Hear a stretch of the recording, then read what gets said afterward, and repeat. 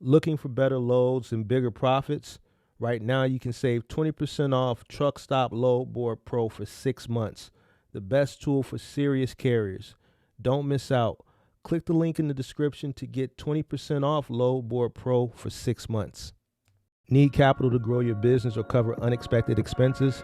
Rock Financial has your back. Whether you're looking for a flexible line of credit, a fast cash advance, or tailored working capital solutions, Rock Financial makes it simple to get funded, often in as little as 24 hours. No hidden fees, an easy application, and real support from people who know the business. Ready to take your hustle to the next level? Tap the link in the description to get started with Rock Financial today. Wish insurance was this easy? With log. Warning: the following content contains strong language and may not be suitable for children. This content is primarily for adults, as this is a trucking channel and truckers have filthy mouths. Please don't tweak if I say. Viewer discretion is advised.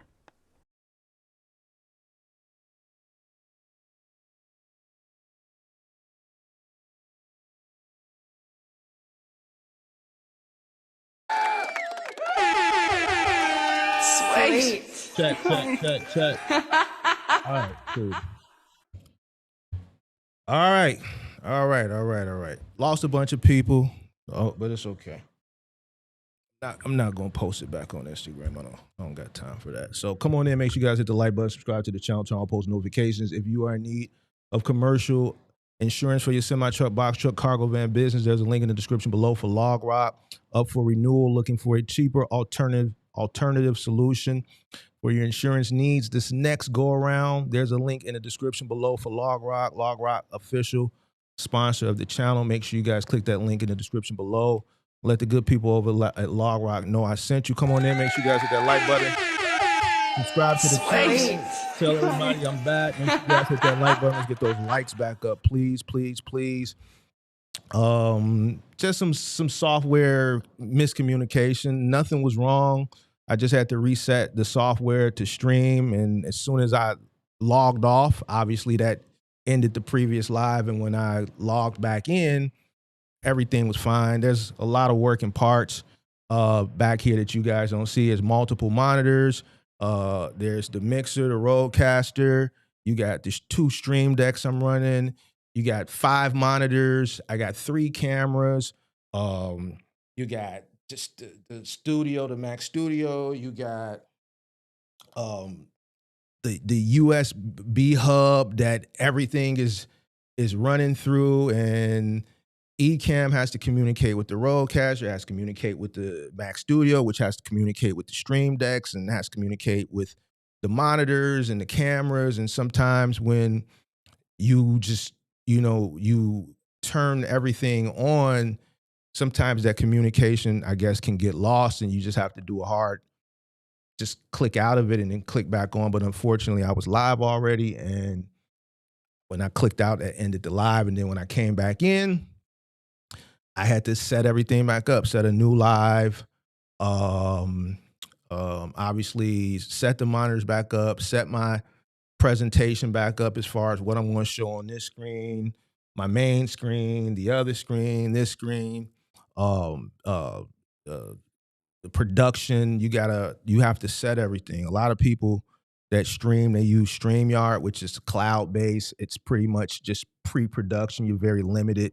I like to build out a real show. So similar like OBS, Ecamm, things of that nature, everything you have to do manually, from, the banners, the call in to this, all this stuff has to be made, and it has to be programmed into certain buttons. It's a lot of working parts. So I know you guys don't know, you probably don't care, but there's a lot of working parts that get put into my show. So sorry, sometimes some of this software can get lost in translation. But come on in, make sure you guys hit that like button, subscribe to the channel. Let's get those likes up, please. Shout out to Rich representing the crib. Oh, and shout out to everybody that was texting me. Kirk texted me. I think I did see him in the chat. Kirk texted me. Sage texted me. A few of my homies that I know out here in real life was watching. They texted me. I appreciate y'all for letting me know. Yep. So shout out to Rich representing the Cleveland. Shout out to Ty, what's going on? Shout out to Kobe in the building. Shout out to Pippi. Shout out to all the mods. Shout out to CTR Logistics. Shout out to Slick. What's going on? Who's this? Tashi representing Louisville. It's a new person. I haven't seen that person here before. Appreciate you for tuning in. Shout out to Drew. Shout out to everybody representing that MGM thing that we do over here. All right, so boom. Ooh, wrong one. Boom. Matter of fact, let's do this. Let's get this up higher for the show. So that way when I pop that up, boom. All right, let's kick it. Let's kick it. Hopefully the people that was on Instagram, I didn't put a new story notification up. Hopefully they come back. If not, you can watch the replay. All right, so boom. Yesterday we had a really interesting show. Make sure you hit that like button, subscribe to the channel, turn on post notifications. Yesterday we had a really interesting show. A lot of, I would say, disdain for the people that watched the show in its entirety. I know it was one of them 6-hour things. It was a lot of disdain. Dante called up. He's he's frequented the show with past couple of years. He's called into the call-in show a couple times. You heard his story. You heard DDD Truckers. You heard his story. He's trying to just recoup his money. 2 years, he says he's out. You heard the young guy who I've talked to many times, Justin. You heard his story.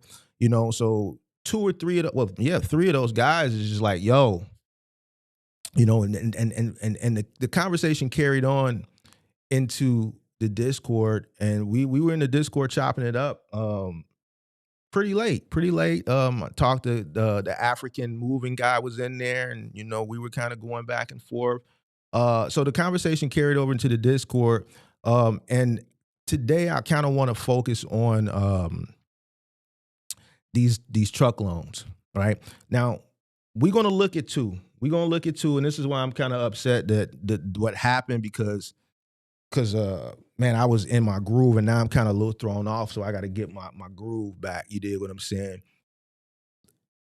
A lot of y'all put y'allself in these situations. This is why when y'all say things like the industry is messed up and this, that, and the third, a lot of the reason a lot of y'all is failing, not making no money, is because of decisions you made. One of them is these truck loans, right? So we got 2. I'm gonna pull 2 out. These are real loans from people that have, I got plenty of these case studies. People send me these loans all the time. So I got 2. One is really, really bad. One is, I wouldn't do it, but it's, so we're going to look at 2. We're going to dissect them. I'm going to break this shit down for the people who are watching, who are looking to get into this business. And I'm explaining to you why I say stay away from these loans. To the people who have already taken these loans, they dealing with it already. It is what it is. And it's a recipe for disaster. I would never sign no shit. I would never do this shit. I was talking to Costa last night. And he said, Mark, you're right. Everybody can't do it the way you did it. Everybody's not going to have the discipline to do it the way you did it. 99% of the people sign these loans and it's fucked up, but that's the reality. And here's the thing. Yeah, okay, 99% sign it, but they don't have to. Discipline, patience, understanding, reading. Justin yesterday, I'm telling him what he's going to pay. No, Mark, it's 40, it's 38, it's 40. No, it's not 38. It's what the truck was. It's 50. No, Mark, it says total finance 40. And I showed you on the deal, yeah, it says that, but what you pay? 808. How many months? 60 months. That's 52. No, wait a minute. Hold on. He goes and does the math, and then the moment. Why? Because you're looking at what they showed you, total financed, but that's not what you're going to pay over the term of the loan. That next line, 808, 60 months, that's the math you should be doing. But nobody does that. And then I always have to give you that moment. We're going to look at 2 of them, all right? We're going to look at 2 of them, and we're going to kick it, all right? Come on in, make sure you guys hit that like button, subscribe to the channel, turn on post notifications. All right, so boom. Make sure we got this. Matter of fact, how many people we got in here? 32. All right, make sure you guys hit that like button. Let's get those likes up to 20 likes, please. Pull this up. up on that screen there. Let's pull this up over here. All right. So let's talk.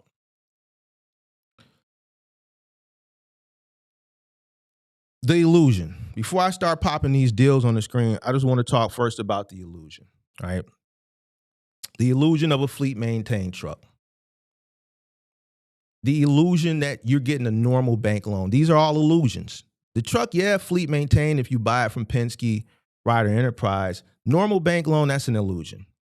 A path to ownership, they sell you on that. But what I can tell you, and the people who have been in this industry long enough, at least the last 5 years, they know that path to ownership going in this direction is far and few between, and most fail going this way. You hear things like, I'm financing a business asset. This is what your favorite content creators tell you. And then they send you in this direction, and they sending you off is what they're doing. Mark has always told you, stay away from this shit. You go through my content, I do at least an episode on this shit every year, if not 2. I've been telling you to stay away from these fucking loans ever since I started creating content. It's in the content. The reality of what you get. Something that's non-cancellable. Irreversible finance obligations. Absolute payment clauses, all right? Personal guarantees not really bad. Coming into business nowadays, you're going to have to personally guarantee. If you get a business credit card, 9.9 times out of 10, you're going to have to guarantee it. You get a truck, a loan, a finance, anything where you're financing from a business perspective, you're going to have to personally guarantee it. All right. Once you show that you're credible, like let's say, for instance, if you go out and you lease a car under your business is doing good, you go out and you lease a car. First time you lease it, you're going to probably have to personally guarantee it. The second time, after you pay the lease for 3 years and you show that you pay on time and things of that nature, everything is good. The second go around, they may just let the business lease it straight to the business without a personally guarantee. But in most cases today, when you're financing something, you're borrowing for the business, you're gonna have to personally guarantee it. Don't let your favorite financial influencers send you off like how they be telling you, oh, you start a business, go get a bank loan. No bank is gonna give you a loan to start a business. It's cap. I'm not being negative. I'm just being honest. You're not gonna walk into a traditional bank, Chase, Wells Fargo, Fifth Third, Bank of America, and say, hey, I want to start a box truck business and I'm just looking for a business loan. They're going to give you a sheet of paper with a list of requirements, and the first requirement is going to say at least 2 to 3 years in business. Why would we take a risk on you? Why would we take a risk on any business that hasn't proven itself, especially a trucking business where majority of people, because obviously the bank has the statistics, they know 9 times out of 10 you're going to fail. And I'm not saying this, when I say you're going to fail, I'm not like, it's for the entertainment aspect, the satire where you see my voice go up and shit like that. I'm not happy, but that's just the truth. Majority of people going to fail. So now when you put yourself on the flip side and imagine that you are the bank, are you going to take a risk like that? So why would you let somebody send you off and send you to a bank so that you can embarrass yourself? They're not going to loan you the money, man. They're not. It's just not, okay? So forced insurance, which is, normal. Most states require that even if you're financing a car, right? So this is a thing, but it's really not a bad thing. Even if you're financing a car and your insurance lapses, the financer, whoever you're financing the vehicle from, has to force the insurance, and they're going to add it to your note, and they're probably going to add some type of interest on top of it. Electric self-help repossession. Right? So basically they're tracking the car and they're going to just shut it down wherever it's at. It's 2026, man. They can shut that bitch down at the truck stop. I've already heard of people, trucks getting disabled. Like, they not trusting people. The technology is up there now. They can just shut your shit down at a shipper. All right. No jury trial rights. We're going to get into that later. No real exit. All right. Both of the contracts that I'm going to show explicitly state you must pay even if the truck is defective. delayed, damaged, or fails to perform. This appears in both of the agreements, all right, that we're going to look at. All right, so let me get rid of that. Let me pull this up, and let's look at agreement 1. Matter of fact, let me see if that makes it bigger. Is that better? Better for you guys? All right, come on in. Make sure you hit the like button, subscribe to the channel, turn on all post notifications. All right, so the first one, I've redacted the individual's, personal shit. I got permission to use it a while ago. I don't know if I've shown this one before, but I redacted all their personal shit. This is one that I wouldn't sign it. All right. So this is Ascentium. This is Ascentium Capital. This is what I would consider a hard money lender. This is who this person went through to finance their truck through Penske. All right. Now, this is the first page. We're going to go through the second page. All right, here. Now, this is an equipment finance agreement. All right. Equipment finance agreement. All right. So this is for a 2017 International 430. Miles aren't disclosed on this agreement. Financed amount is going to be $64,556.50 for a term of 60 months. Payment is going to be $1,336.17. This one actually has an APR right here. And this is why I told you guys yesterday, a real deal is going to have an APR. It's usually the second line of the agreement when you go buy a car or even a commercial truck. All right. All right. So payment schedule here, second line interest, 12.75 APR. Total out of pocket is going to be $80,000, right?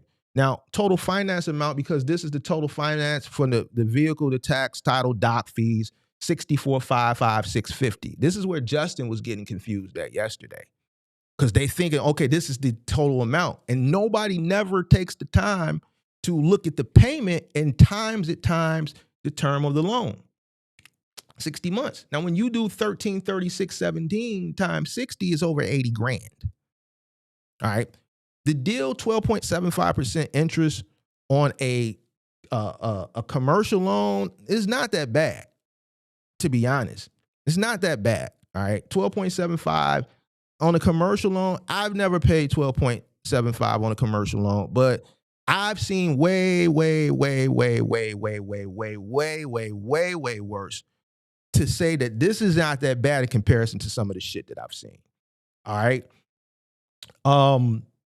Total out of pocket over 80 grand.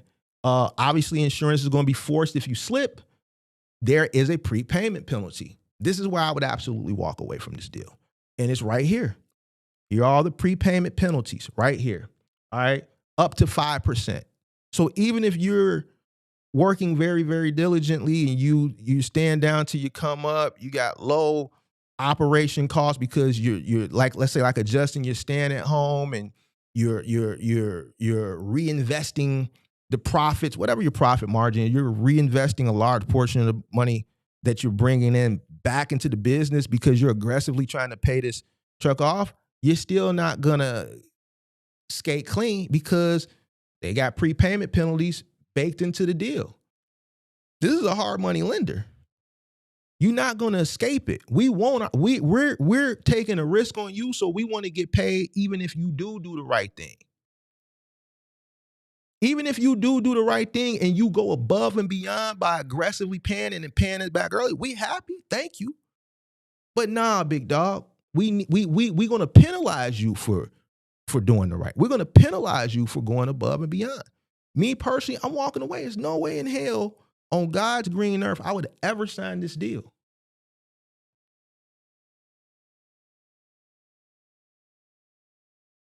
Never.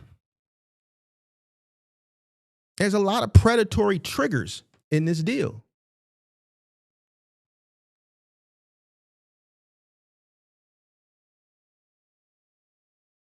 Hold on. There's a lot of predatory triggers in this deal. This deal, where are we at? Explicitly states your obligation to pay is absolute and unconditional.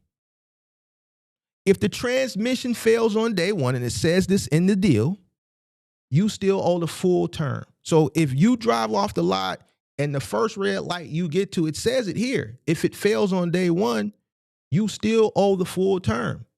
This is what we consider a true as is. Now, some people may argue lemon law and things like that. They got workarounds for that too. We're going to talk about it. This deal, personal guarantee, the member personally guarantees the debt. Not a big deal when you're dealing in business in 2025, all right? Long are the days when you can walk into a bank and give them a business plan, and the personal banker, the business banker, fills you out, and here's your business plan, and they say, all right, here's a check for $10,000. Those years are come and gone. We're far, far removed away from those years. So personally guarantee isn't really a big thing nowadays, all right? It's common. But if the LLC does collapse, they still come for you personally.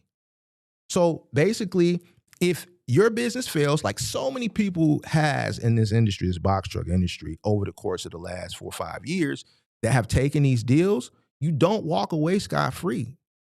9 times out of 10 or 10 times out of 10, there's a UCC on your personal name.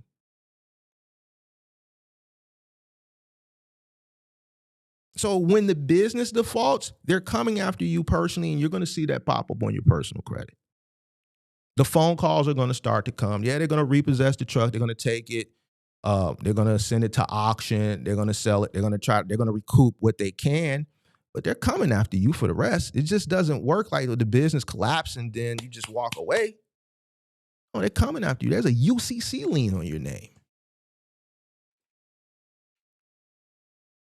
Oh yeah, you didn't know? Your favorite content creator in the finance sector of YouTube, or your favorite content creator that sold you this box truck, they didn't talk to you about this shit.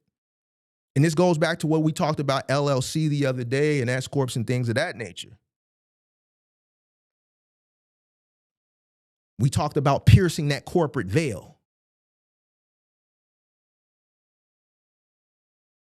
There's people out here that got box trucks in they real name. Somebody was in the Discord last night where somebody was saying that somebody they knew was getting a box truck in their name or some shit like that. It's people that got box trucks in their name. It's people that got cargo vans in their name. This shit is crazy to me. Why? Because you desperate, you vulnerable, you thirsty, you so gung-ho because these people is selling you these dreams. And then when I try to come explain this shit to you, you get upset with me. There's no way on God's green earth I would do no stupid shit like this. And I'm saying it's stupid. Well, Mark, we don't know. No, this shit is stupid. There's no way I'm gonna, if I'm reading this with no bit, I'm not gonna sign nothing. I wouldn't advise anybody to sign anything. Then I'm gonna be penalized for going above and beyond and doing the right thing.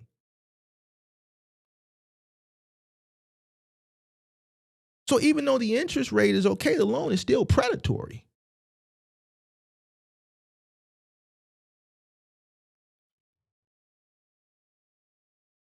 This loan, when you read the fine print, I'm not going to read all through this shit, but I copied my bullet points of the loan that I want to talk about. This loan, discounted future payments on default. On default, they can repo the truck, obviously. Still demand most of the remaining term in cash immediately. This is after they repo it, send it to auction, whatever the difference is. Forced insurance with profit margin. Forced insurance with profit margin. This is the predatory part. Your personal vehicle, if your insurance lapses, the financer will put insurance on there. I'm not sure if they put an interest. I've never been in that situation, but with this being a predatory lender, they're putting a finance charge on top of the insurance. They're going to insure the vehicle because in most states, if not all states, the vehicle has to be insured by law. If it's just period. You have to have insurance, but they're going to put a finance charge on top of it. They're going to add monthly admin fees to it. The next deal we're going to look at, this guy was paying his note, and every time he paid his note, they charged him to pay his note every month. An admin fee, I think it was $10. They charged him $10 a month just to pay his fucking note. And it's in writing. Me personally, I don't understand why people sign this shit. So they basically in this loan, if you fail, they're going to profit twice off your mistake.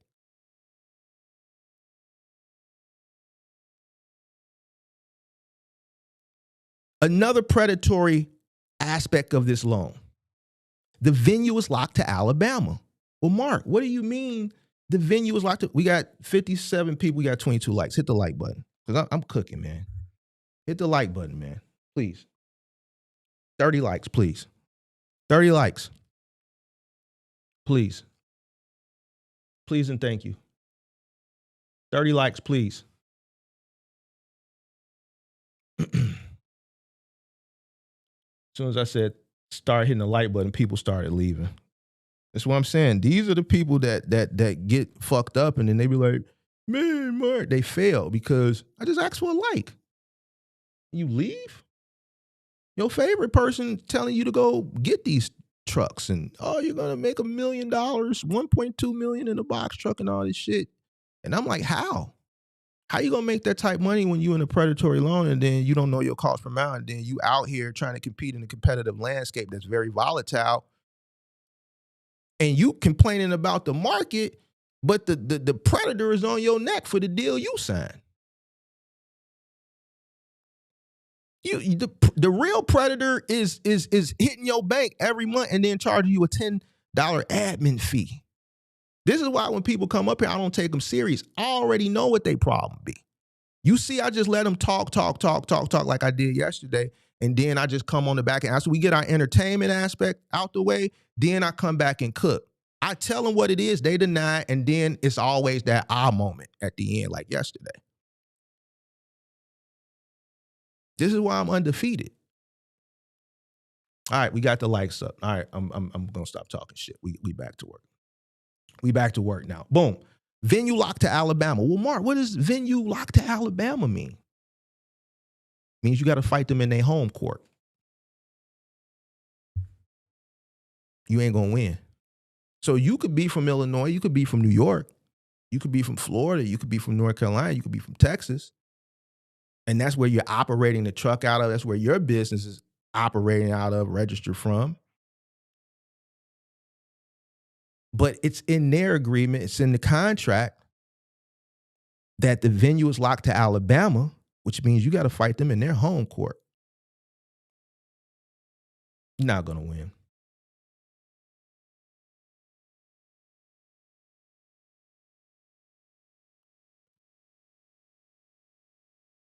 Now we're going to look at deal 2.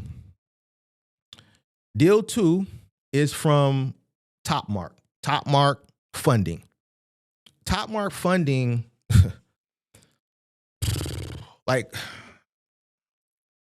listen, they just got a reputation, all right? They got a reputation. I might go and we might pull up some of their reviews too for the hell of it. I think we did that before. I briefly showed this contract yesterday. It's probably one of the worst ones that has ever come across my desk. This is probably one of the worst ones that has ever come across my desk, all right? Let's take a look at this one. Pull it up on the big screen. All right, so I briefly showed this one yesterday. I redacted this person's personal shit, right? Obviously, these people are no longer in the business, all right? This is a Ryder truck. So the previous one was bought from Penske. This one was bought from Ryder. All right, this is a 2014 Freightliner M2, financed at $59,407.25, term 60 months. Now, if you pay attention right here, it says initial finance amount $58,657.25.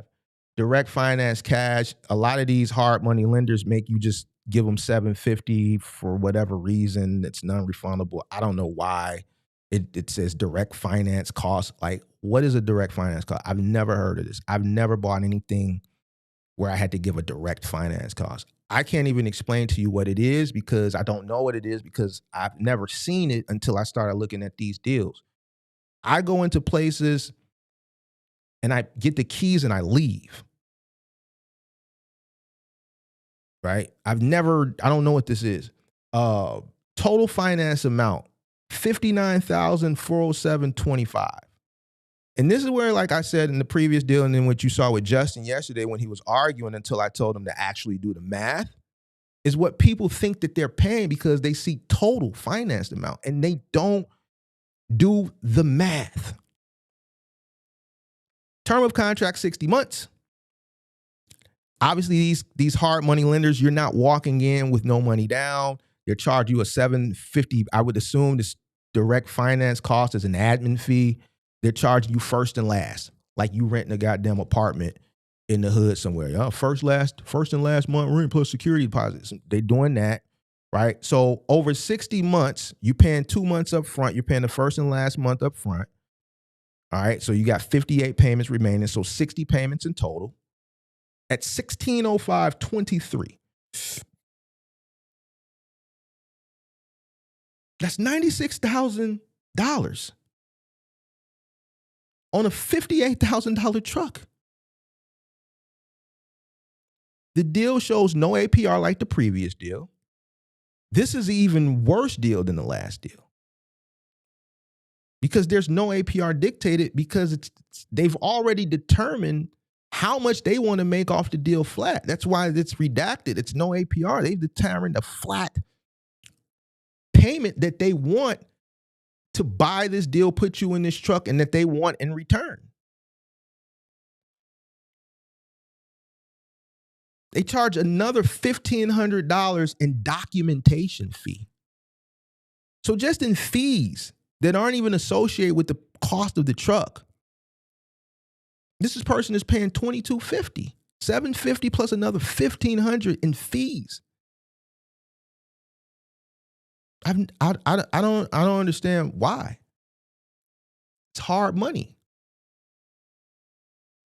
They know, and I'm keeping it a buck with you. And I'm keeping it a buck. I'm not trying to offend nobody. I'm trying to educate you. If you're in one of these deals, I know some of your favorite content creators is in these deals, right?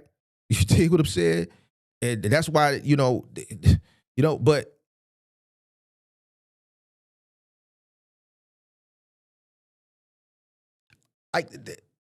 there's so many red flags. And this is why a lot of people that get in these deals, they fail. The truck is keeping them underwater.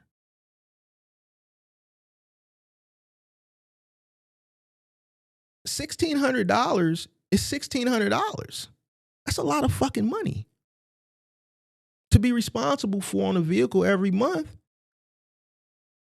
that you have to maintain. Where people get sold is when their favorite content creators show them these gross numbers.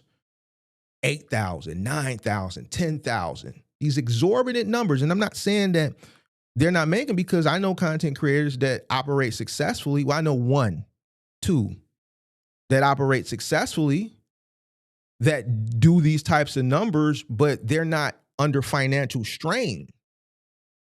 The other ones that show you these fabricated, exorbitant numbers, I can't really say the same.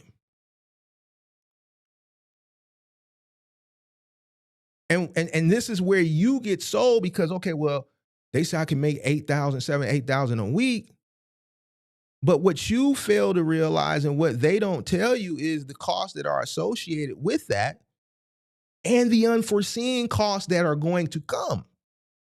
You are not going to have a clean ride of $5,000, $6,000, $7,000, $8,000 a week consistently, consecutively, to think, okay, well, that $1,600 a month ain't shit. No, that ride gonna be bumpy than a motherfucker. Because if it was just that clean, you would see an overabundance of people celebrating the box truck industry instead of trashing it. You saw an overabundance of people celebrating the box truck industry for 1 year because a retard could be successful during that time. It was just damn near impossible to fail because the demand was so high and the rates were so high, even even the individuals who came in with a high cost of entry, who didn't understand costs, were still profitable. But as soon as the market corrected itself, and you really have to be diligent and understand what you invested in, primarily the cost, it exposed all of the ignorant people. And it continues to do that.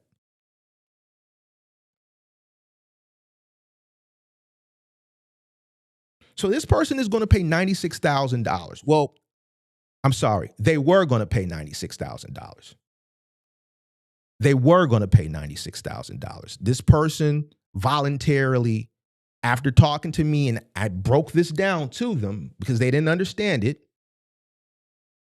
They were already underwater on the brink of failure. They just conceded and did a voluntary repossession.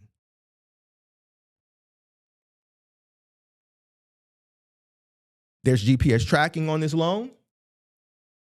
There's electric remote repossession on this loan in the contract. Some of the more aggressive predation in this particular contract. Obviously, this is the second page. You can blow it up. You got the guarantor. I redacted everything. There's no APR. It's already pretty much predetermined what they wanted to make off the deal. That's why you don't see it on this contract in contrast to the previous one that I showed. Some of the more aggressive predatory things in this particular loan, prepayment restricted. You cannot pay this loan off early without permission. It's in this deal. You're going to blow it up. I'm not going to read all this shit, right? I've redacted it and the points from this loan that I want to talk about. This loan, in contrast to the last loan, is a prepayment penalty. This one, you cannot pay the loan off early unless you get their permission to. And it's in here. Why the fuck would you sign some shit like this? You mean to tell me I got to get your permission to pay you your money back?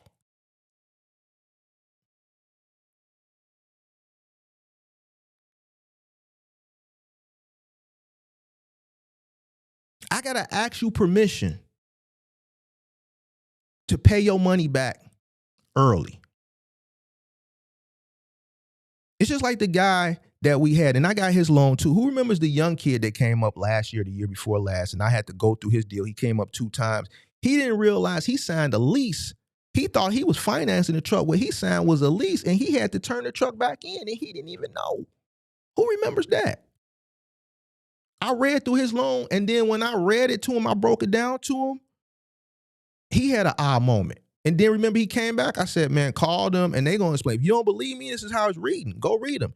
Yeah, man, they saying I got to turn it in.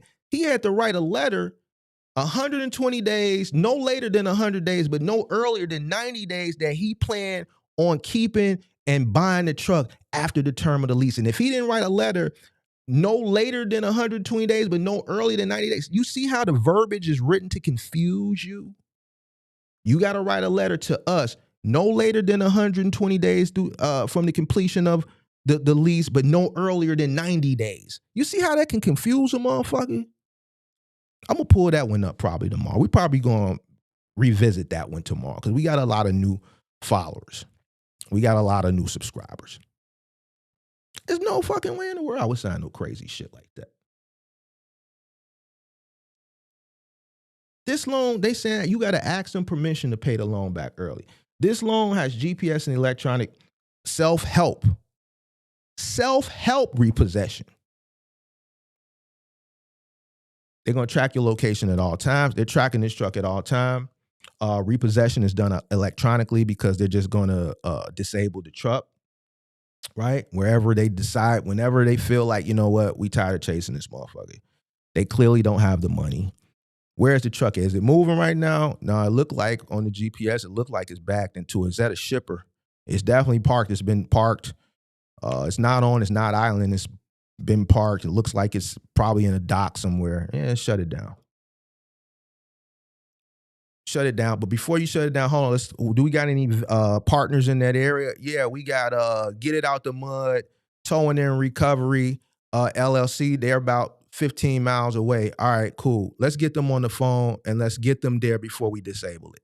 All right. Yeah, Get It Out the Mud, Towing and Recovery, LLC. They got a wrecker on site. They spotted the vehicle. They're ready to back into it. Go ahead and disable it. Disable it. Pull up. Get it. Get it. And it's a wrap. Just like that. Just like that, your shit over with. You better not have a load on there too.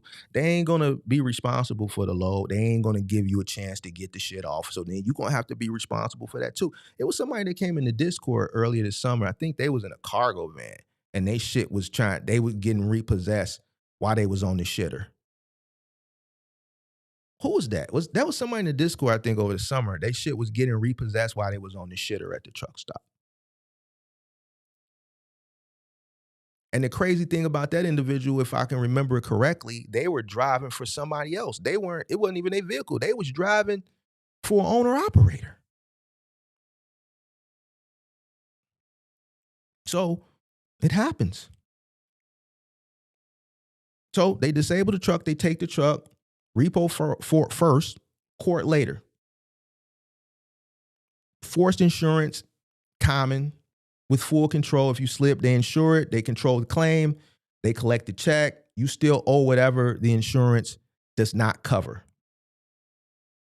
In this term, in comparison to the other one, as far as the legality of it, jury trial is waived. You legally give up your right by signing this to a jury.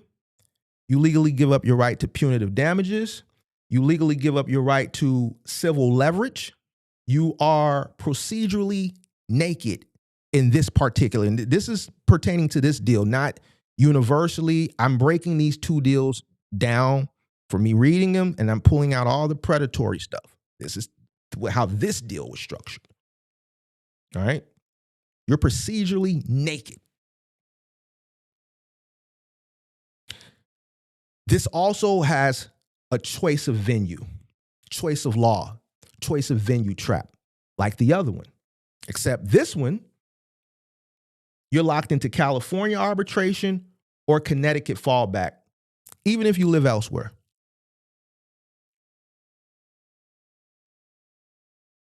That's going to kill you. Obviously, if you repo the truck, just the travel cost alone, you're not going to be able to afford.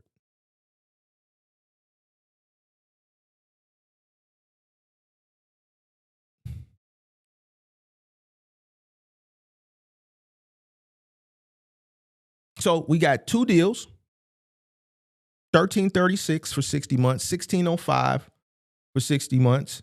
You got insurance ranging somewhere between $12,000 and $2,000. Fuel monthly somewhere between $3,000 and $6,000 on average. Maintenance reserve $800 to $1,200, let's say a month on average. ELD plates, permits $250, $400. Your total monthly, just your pressure, averaging about 10 grand.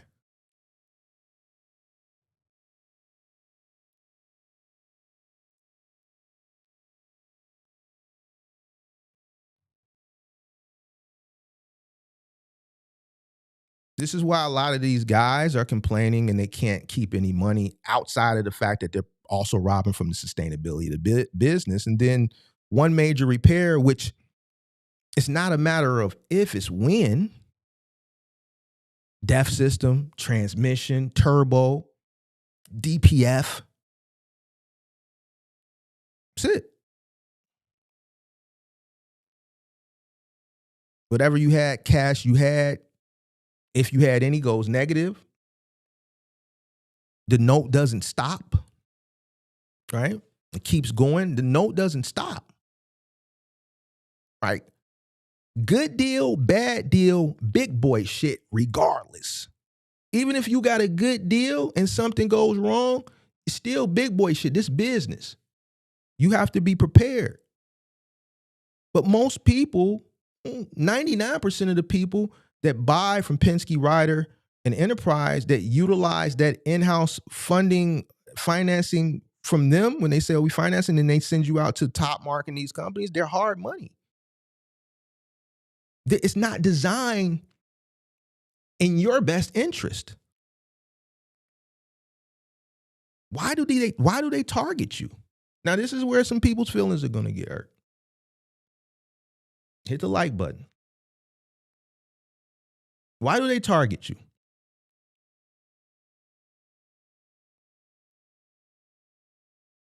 Why do these lenders target rental fleet buyers.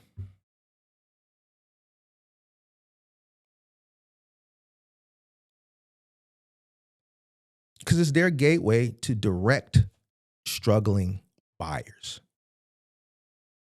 Mark, why we got to be struggling?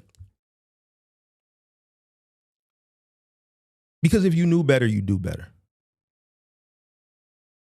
A person in their right mind who is financially literate, who's patient, who's disciplined, who understands costs, who understands based on their research and things of that nature that the margins are very small, who reads, who comprehends, who understands, especially in a time like 2025, 2026, where you have what's called AI,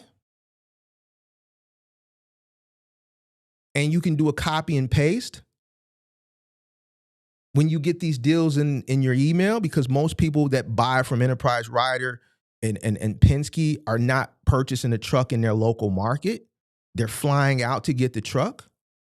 These deals are negotiated back and forth via email. So when they get that email, they don't take the time. How do you get an email even without utilizing technology to get an understanding or coming to me like Justin didn't do and say, man, look over this for me. What you think? Man, I'm financing 40. No, you're not. You financing 50 something. Man, it's a prepayment penalty. All that to me screams predatory. Why would I sign something that I'm being penalized for doing the right thing? Not only am I paying you your money back, I'm giving it back to you before you said I got to give it back to you. That's a good thing. And you're going to penalize me for it? Why would I sign anything like that? Why would I advise anybody to sign anything like that? Why would I advise anybody to buy a truck for 58 and pay 96?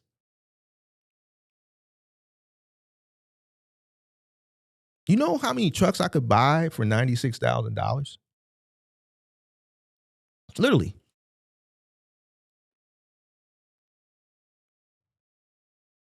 This guy's paying $96,000. To him, it looks like 59. But on the grand scheme of things, it's $96,000 when you do the math. It's structured to deceive you.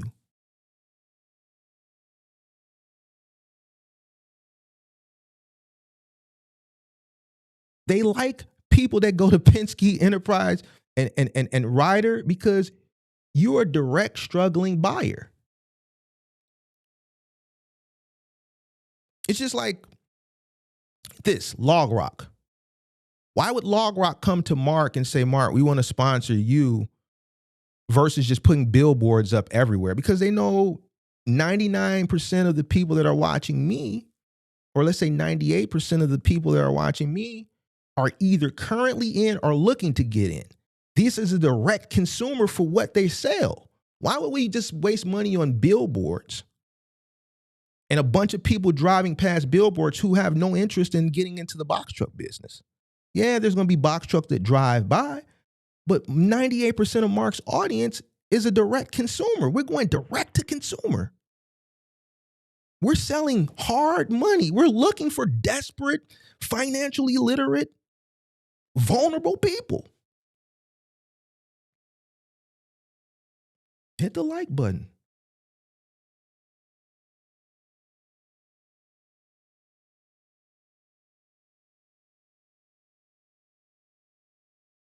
And they're tied in with Penske, Ryder, and Enterprise. They don't give a fuck.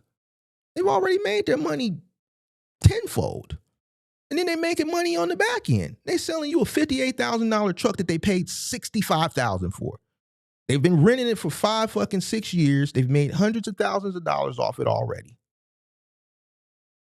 And then they damn near selling it to you for what they paid for, damn near.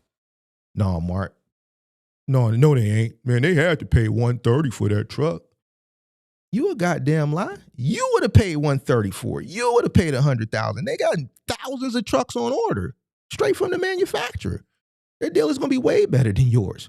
Way better. Why? Because they're ordering thousands. They have trucks on order for the next 5, probably fucking 10 years. Every year, all these rental companies have new trucks. They're cycling out the old, cycling in the new. They have trucks on orders for years to come. Thousands of them, built to spec, down to the fucking color code. You think they get the white truck, a white truck Penske, and then they go paint it yellow? No.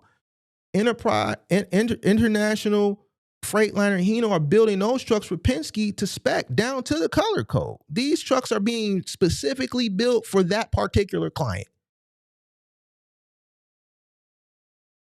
If I'm Penske, if I'm Roger Penske, and I say, yo, I need 5,000 internationals for 2027. We're ordering 5,000 internationals for 2027. Place an order for 5,000 international in 2027. It's 2024. We already placed an order because we're giving them time to build. We know they got other clients. We know they have to build for their fleet, right? We know they got other people that they're selling to internationally. And I'm ordering 5,000. Why would I pay what you pay for your one truck when I'm ordering 5,000 year by year? And I'm not saying it's 5,000. Obviously, they're ordering thousands of trucks. I don't know what the exact 1,000 is, but we know it's thousands, right? Why would I pay what you pay for your one truck and I'm ordering thousands every single year? Why do you think all these rental truck companies are multi-billion-dollar industries? Why do you think they hit their biggest stride out of all the years they've been in business in 2021 and 2022? Because of your ignorance. And if the shoe doesn't fit, don't put it on. And if it does, wear it and accept it. Go look at their numbers. 2021 and 2022, they made the most money that they've ever fucking made. The rental truck business is one of the this is why when people come up here and they tell me this stupid shit about the rental truck thing because they were sold this fucking dream too, and that they don't pay for maintenance, that's literally that's the fucking stupidest shit I've heard in my life. And this is why I say, yo, you're not a business person. No, Mark, I ain't gotta pay the maintenance. Why would I build a business knowingly that the renters are going to mistreat the vehicle and just say, yeah, we'll pay it? Think about that. I want you to really, business people that have this mindset because they were sold this shit about, oh, well, you're going to pay the maintenance. And I'm going to talk about this on another live stream, so I'm not going to really dive on it. But this is where you know who's really business minded and who's not. If I start a rental truck business, I know you're going to tear my shit up. I know you're not going to treat my shit the way you would treat yours. I know this. I tell you, yeah, you don't have to pay the maintenance as a selling point because I'm trying to get you to pay me 30 fucking cents a mile and $800 a week. Yeah, don't worry about the maintenance. It's a selling tool. The maintenance is baked into the cost. This is a multi-billion-dollar industry. They have smart people that know math, that know equations, to understand how much it's going to cost every single mile, and it's baked in. That's why you're paying by the mile. That's why you're paying a rental fee. People that rent trucks, on average, for years and years and years, they pay usually about $50,000, $60,000 a year. We talk to people that have been in this business and they're OTR guys and they rent box trucks. They average about $50,000, $60,000 a year. They pay the truck the first year. The maintenance is baked into the cost. So year one, we recoup our initial investment on the cost of the truck. We keep the truck 5 years. We've made 5 years of profit. Then we sell the truck for 40, 30, 20, 50,000, depending on if it's a level 1, level 2, or level 3. We skate out like a fat rat on the exit. We have one of our partners, a hard money lender, come buy it from us, and then fuck you. The rental truck company wins going and coming. You pay for the maintenance. If I own a rental truck company, the maintenance is going to be baked into the cost of what you're paying. You think I'm going to let you tear my shit up and cover the cost of the maintenance? No, I'm going to tell you, yeah, give me 30 cents a mile. You know what? For you, give me $700 a week, 30 cents a mile, man, I got you. You going to pay me over $1,000 a week. And you thinking you not paying for the maintenance whole time, every single mile you roll, you paying for the maintenance. The truck profits in every single facet, from the truck all the way down to the mileage. It doesn't lose. If they pay for the maintenance, they have no business model. It's the fucking stupidest thing that I've ever heard when people really believe that shit. You 100% pay for the fucking maintenance, bro.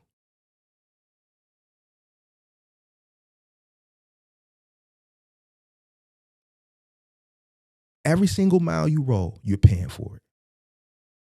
It's baked in. Truck never loses. Probably one of the best business models in this industry. Ryder Enterprise, Penske, self-insured.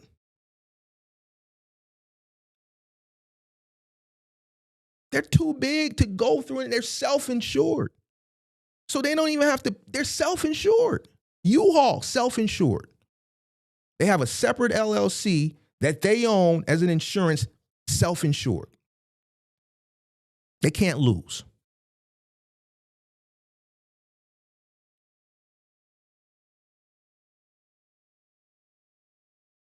How do you think when you don't have insurance, they sell you in-house insurance by the day? You want supplemental, you want liability, you want both?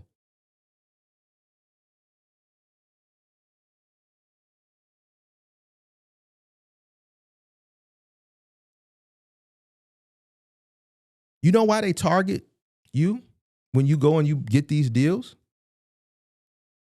Because banks ain't gonna touch you. A traditional bank, your Wells Fargo, your Chase, your Bank of America, your Fifth Third, PNC, these banks don't touch commercial equipment, especially trucks. Why? Too risky.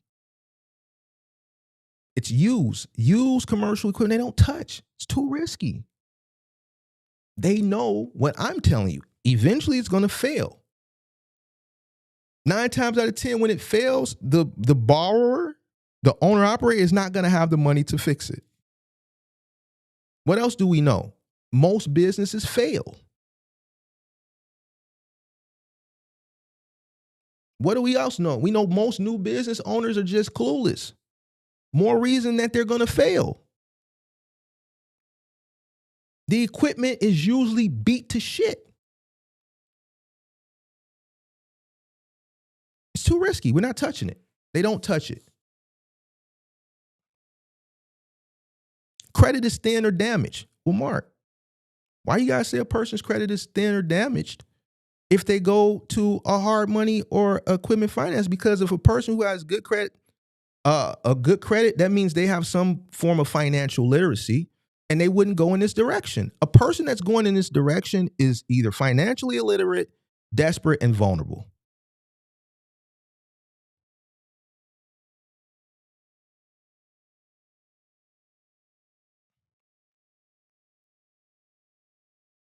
Emotionally rushed.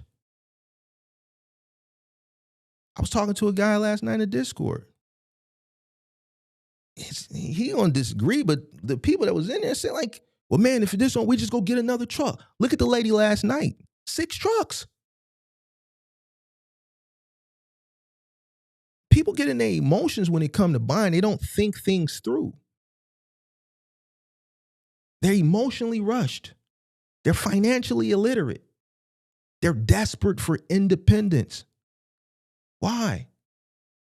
This whole ideology and this shit that these people sell them on the internet.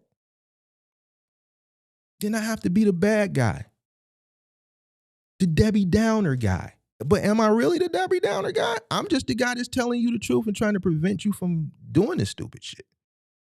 It's just me versus everybody else, because if you look at the caveat of when they tell you and sell you these dreams, there's something attached to it in the form of some form of coaching, course, ebook, mentorship that's set at a very exorbitant price. Well, not an exorbitant price anymore because we know people don't have any money.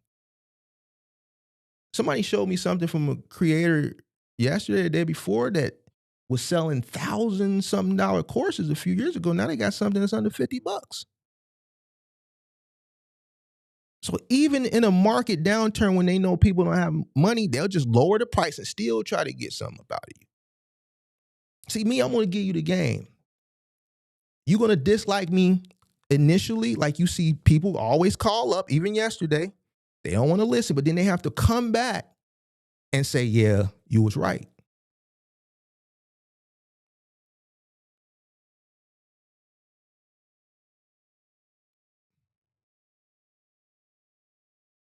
I'm a patient man. I'll be here. You desperate for independence. That desperation, that emotion, that financial illiteracy, deadly combination. Deadly combination.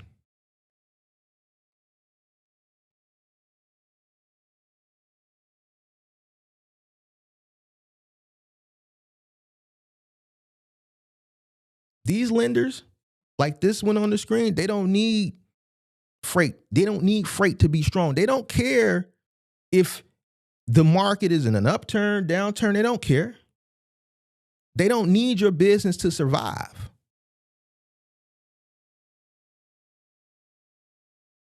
All they need is one missed payment, one forced insurance lapse, and one default clause. See, they're designed to win regardless. You pay the truck off by the grace of God, which most people don't. Cool. They just made damn near double off what the truck was. And if you don't, they get what they can get and the cycle continues. They go fuck somebody else with the same truck. Or they send it to auction. And then fuck you, your business collapsed, but guess what? You guaranteed it. There's a UCC, and what we know, most of y'all is LLCs. Some of y'all is sole proprietorships. Now they are coming after you. Well, I'm an LLC, man. I guarantee you a lot of these guys, these predatory companies, they got better lawyers than you do. Because if you let the truck lapse, that means you're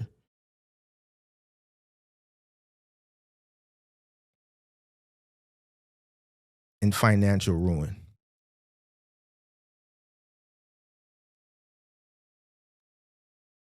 These guys are a little bit different than like your traditional lenders, like your credit card lenders. They'll be a nuisance probably if you get behind and you default. These guys, these type of guys, you owe these types of guys, they're predatory for a reason. They predatory on the front end and they predatory on the back end.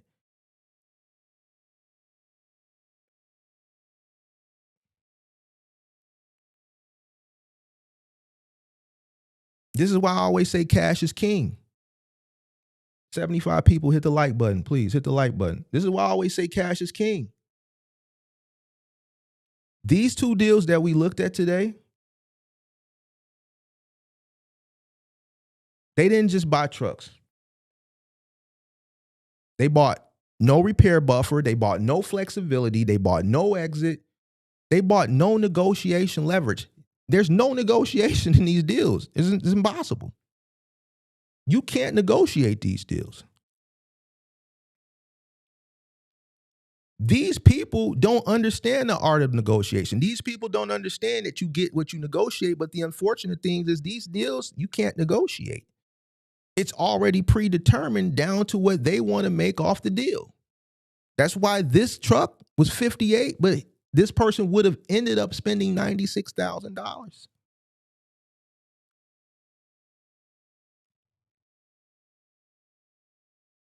When you come in and you buy cash,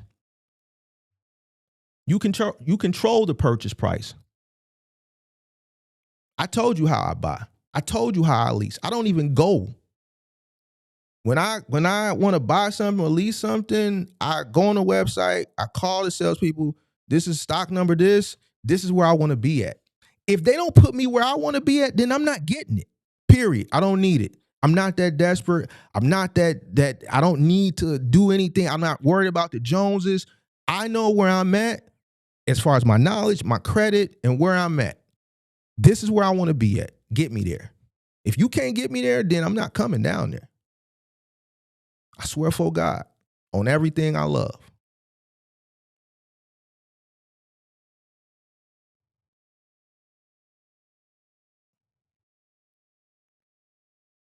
You control the downtime. You control the insurance. You control the exit. You control the resale. You control the survival. This is why I say cash, especially new, because I understand that most people that get into these deals, majority of them are not literate and cash flow strong because they wouldn't sign this shit. That's why most people that get these deals, they lose these trucks. Majority of people that sign these deals lose these trucks.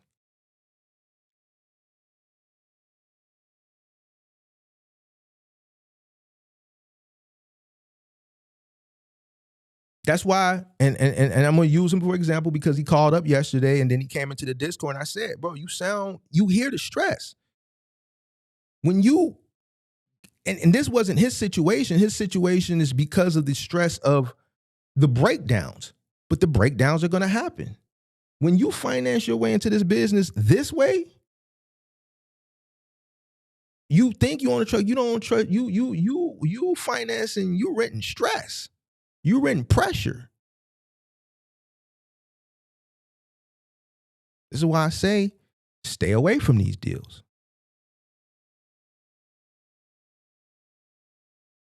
You know why a lot of people that get these deals don't survive?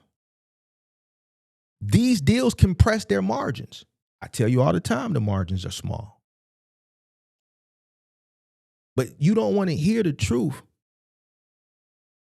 from a tenured person in this industry. You rather hear it from the person who is selling you the highlights, who's probably never done it or hasn't done it long enough to be truthful with you, or there's a caveat in the form of some exorbitant mentorship, coaching, or ebook that they're trying to sell you. So it's not beneficial for them to even be honest, even if they know to be honest, because then it's a detriment to what they're really trying to sell you to make money. I'm telling you this. I've always been the person to tell you this. I've always played the bad guy because I don't care. I don't ask you for anything. I don't ask for super chats. You don't see any Cash App links. You don't see nothing. I'd rather be the bad guy and be honest with you. I know the margins are small. I know these deals compress your margins even further. Majority of people that get in these deals fail. These case studies that I'm pulling up on the screen are all people that are in this business at one point that failed because of these deals. One of these deals were one of the primary reasons why they failed in a very volatile, competitive industry.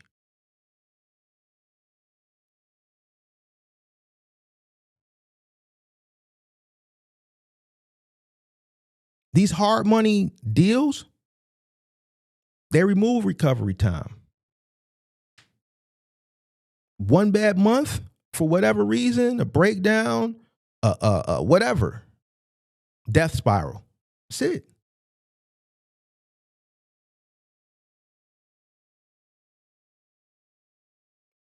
They never exit clean. They get repoed. And you see them come back and they blame the industry instead of math.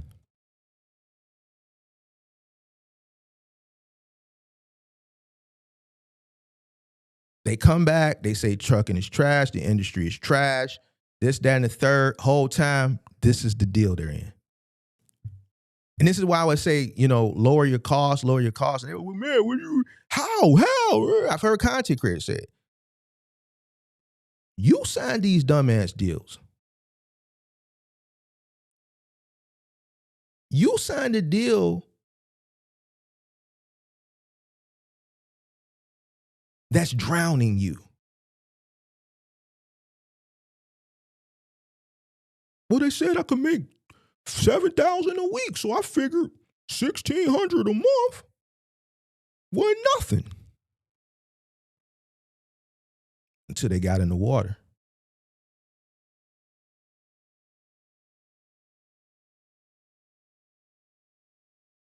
Until they got in the water.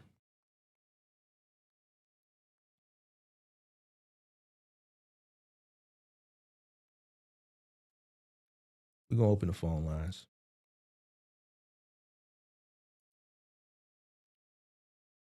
We're going to open the phone lines. Hold on, let me see something. Let me see. I should open this first. Let's see. Where's the phone line? Here we go. Give me a second. Let me open them up.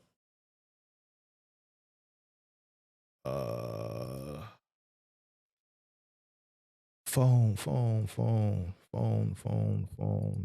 Turn it on. All right, phone line is open. 312-772-5483. 312-772-5483. Topic only.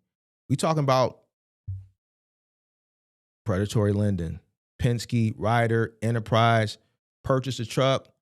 Want to talk about it? Penske, Ryder, Enterprise. You're in one of these loans. You were thinking about going one of these loans. One of these loans ruined you. Keep it on the topic. Even if you weren't and you want to talk about the topic, yay, nay, or indifferent, 312-772-5483, 312-772-5483. Phone lines are open. Phone lines are open. Make sure you hit that like button, subscribe to the channel, turn on post notifications. Phone lines are open. What the pastor say, the doors of the church are open. Phone lines are open. 312-772-5483, 312-772-5483. Let's get those likes up. Kevin said they tired of being broke and doing whatever it takes.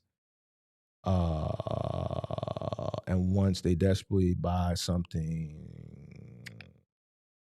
they said they'll look at the risk later. Well, that's a person who makes bad choices and decisions, and that's why they meet their demise.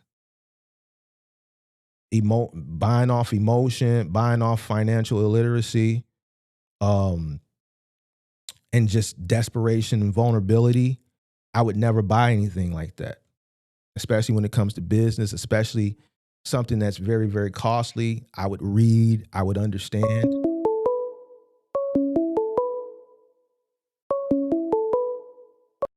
Hello? Hello? Yo. What's up, Big Mark? This is Marcellus. What's going on? What's going on, big dog? Everything good, man. Hey, I just got a question for you about this, right? Because I've been hearing you talk about it lately. Yes, so your only argument against this is that a person that does that is just going to pay more money in the long run for the truck? Is that your only argument with this compared to buying it cash? They're going to pay more money. They're going to be penalized if they want to pay it early.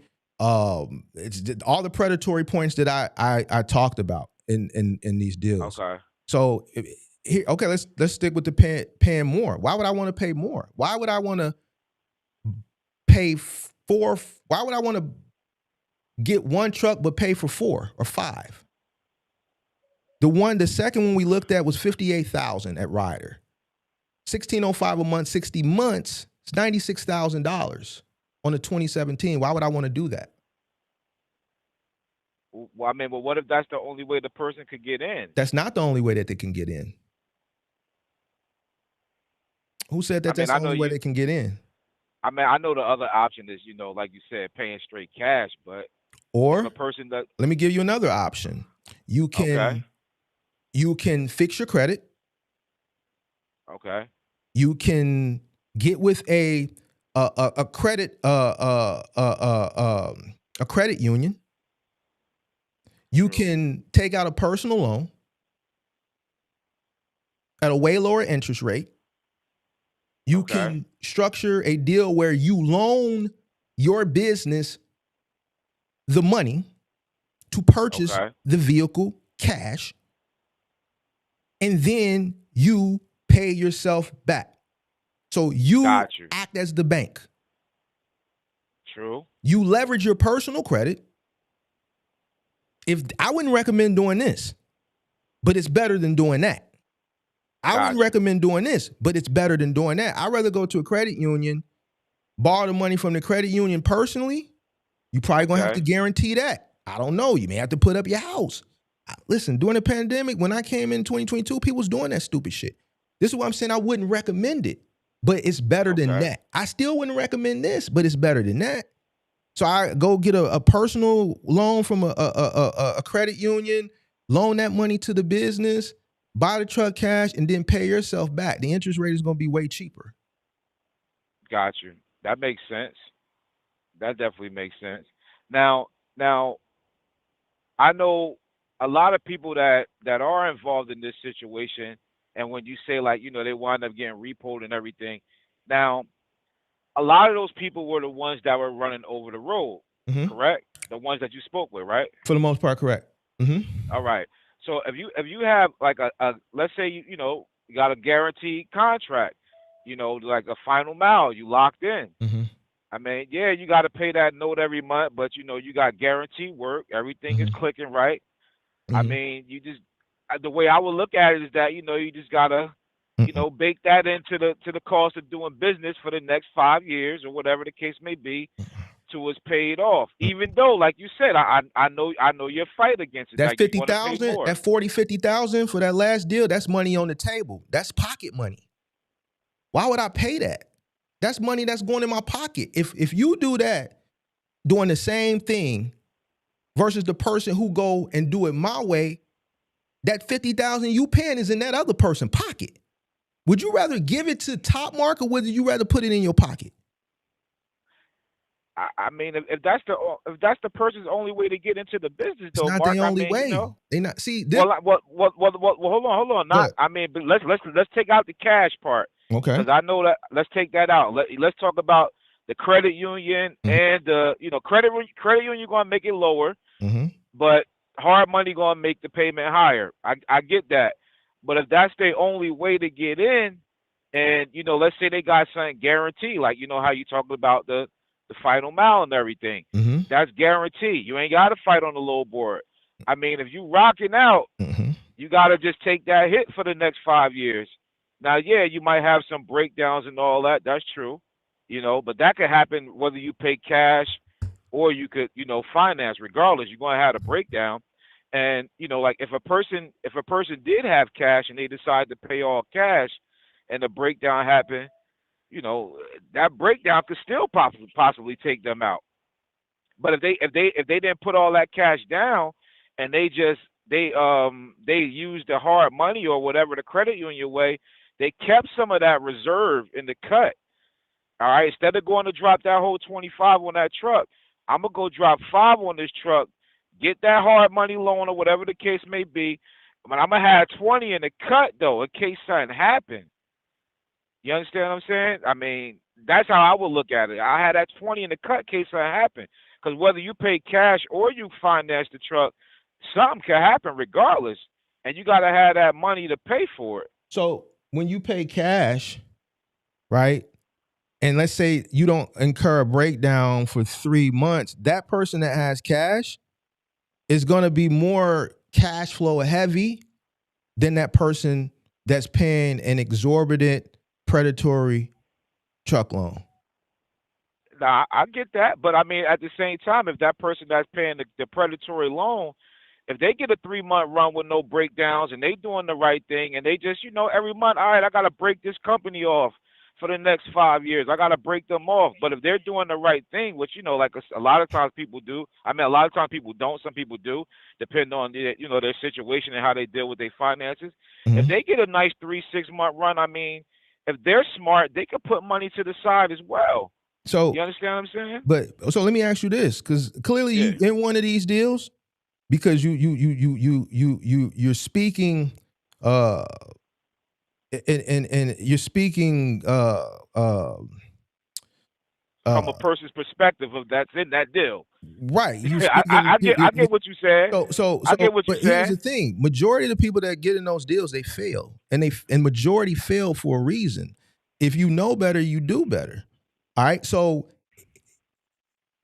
when I talk about this stuff and y'all be like, well, what about a person? You hit me with, well, what about if this is the only way a person get? What about the guys from the struggle and all this, that, and the third?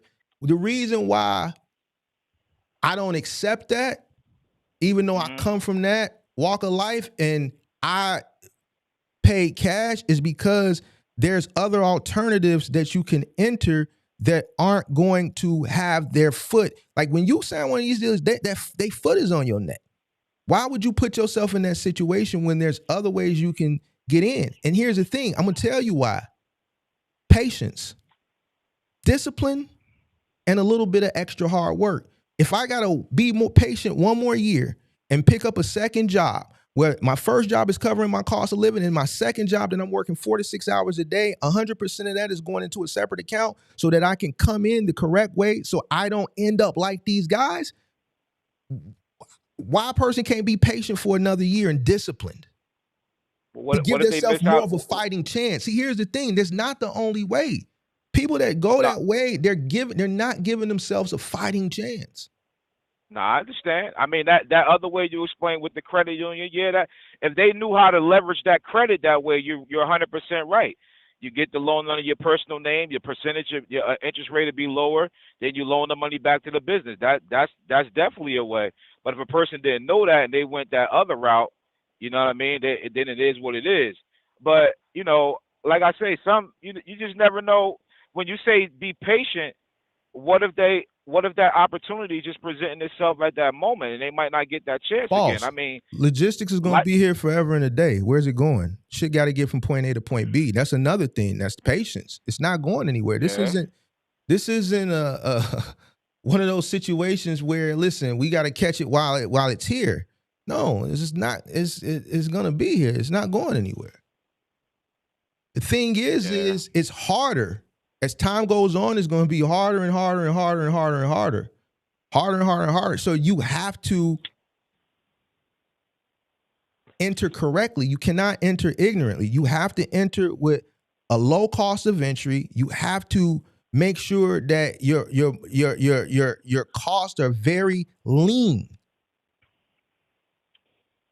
Yeah. So I have to disagree, because coming from struggle, coming from that, all it takes is discipline. I get exactly and where you're patience. coming from. If I didn't give a fuck, I would not talk about this shit. I know there's going to be backlash when I say this shit, but then I can just refer you to the statistics. If the statistics, if these loans were in favor of the individuals, then why do the majority of the people that put themselves in the situation fail? Well, let me ask you this, right? And it's still on topic, but it's just a little comparison.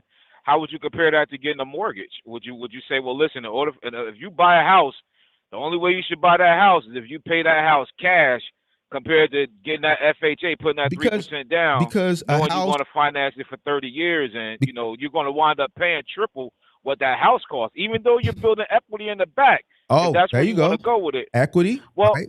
I mean. And then the cost of a house is way different than a box truck. You're buying a $25,000, $30,000 truck, and a little hard work, a little dedication, you can save that money in a year. No, I get that, but I'm comparing with you with that is the fact that I understand that. Like, I get you with that. When you talk about the cash thing, trust me, I get what you're saying. I understand that. But it's just that everybody doesn't have that opportunity. Explain to me how they don't. Well, I mean, you're right. If they have patience, I get what you're saying. No. I get what you're saying. It's the patience. It's about, I put it like this. It's about the person that want to enter like right now. Like, no, I want to do this right now. Like, this is what I got my mindset on. I can't, you know what I mean? Either I wait 2-3 years. It might not be motivated because I gotta be patient, or I get in right now and I gotta take this loan, but I gotta pay these people back. I mean, I trust me, I understand where you're coming from with it. I understand, but it's just different ways that I believe that a lot of people are looking at it. Like I get what you're saying. These loans ain't no different than the payday loans that was popping up all over the hood in the late 90s and early 2000s. Nah, I understand. Were those loans in favor of the black community? Because I didn't see them in the affluent communities in my city. I only seen them in impoverished communities. So same way they target a specific demographic based on statistics, these loans target a specific demographic based on statistics. A person who is in that, a person of financial literacy, right, who isn't making decisions based off their emotions, doesn't follow trends, makes sound decisions, is not even entertaining this shit, bro. You're right. I get what you're saying. And they know that. They know these people are desperate. I understand. Trust me. Listen, only a desperate motherfucker gonna go sign a goddamn title loan for $200-$300. You gonna give a fucking title for $200-$300 motherfucking dollars? Yeah, that's a desperate motherfucker. Same situation here. So when we talk about that, I get I don't saying you gotta do what you do in that situation. Man, Boobay got 2-3 kids. Man, she done fucked up. The dude done left. Whatever the situation is, man, them kids got to eat. Listen, I respect that more than I respect this because you ain't got to go do this. You dig what I'm saying? You ain't got to go put yourself in this situation. That situation is more survival. This ain't. So I'm giving you a different comparison so you can understand where I'm coming from. No, hey, listen, this one thing I want you to understand. I definitely get where you're coming from. I understand where you're coming from. But it's like it's if that's the way that a person feel like they have to enter the business, then that's what they got. But it's just going to cost. I understand what you're saying. It's just that it's going to cost them more. And then it's going to cost them more in the long run. These killers that's out here that listen to me, they ain't gonna be able to fuck with them. And then they gonna say they taking cheap freight. They gonna say the trucking industry is trash. But they saying it out of their ignorance, and they don't understand the reason why they can't compete is because of the choices and decisions they made. As one dealing with these types of loans. Yeah, like I said, and that's more targeted. When you talk about it like that, I mean, it's likely to be more targeted towards the OTR because you out there fighting every day. Not necessarily. You fighting every day regardless. You see what I'm saying? Yeah, the OTR person has more higher cost because of the wear and tear in the operation. They rolling. But even from a local perspective, no. Why? When people listen to me, I teach people how to win. And I know how to win. I know what the margins are. I know how you have to operate. I'm not going to never tell nobody go final mile moving. I'm never going to tell nobody go sign no predatory loan with no Ryder Enterprise or Penske. It's designed for you to fucking fail. They know you're vulnerable. They know you're illiterate financially. They know you're desperate. Otherwise, you wouldn't be entertaining the shit. So I can't, bro. Listen.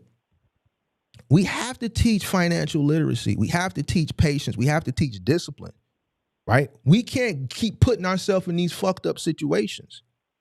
Look who's taking these fucking loans, bro. Yeah, why are they taking them? Because they've been sold a dream. You can absolutely 100% get a truck without going this direction. It may take you a little bit more time. You may have to exercise a little bit more patience. But you can absolutely do it without putting yourself in the trick bag. Yeah, well, see, that's just the key word. You said 2 key words. You said time and patience is what some people don't have. How do you don't have time, bro? Explain to me how you don't have time and patience in business. Well, a person that, like I said, a person that's like, man, I want to do this like right now. Like, I got my mind made up. This is what I want to do right now. And this is the way I got to get in. I'm going to do it. Okay. So let's talk about that person. This is great. This is great. Let's talk about that person. A person who makes impulse decisions. With impulse decisions. What do you think the longevity of that individual is going to be in business? It's definitely a chance that they could crash out and fail. It's definitely a probability. Why? We know that person doesn't have a plan. They probably don't have money. And if they do have money, because I've seen it from both situations. I've seen people do it with no money. I've seen well-to-do. It was a white lady who was cash flow heavy and she's broke and she was literally fucking crying tears in my fucking Discord. I swear for God, it was in a public chat in Discord. She was heavy. She blew through all her money. She was broke. So I've seen it from both situations. I've seen people that came in with a bag and do it because of impulse. I've seen people that have come in that didn't have a bag impulse, and both case studies have failed. Impulse decisions in business.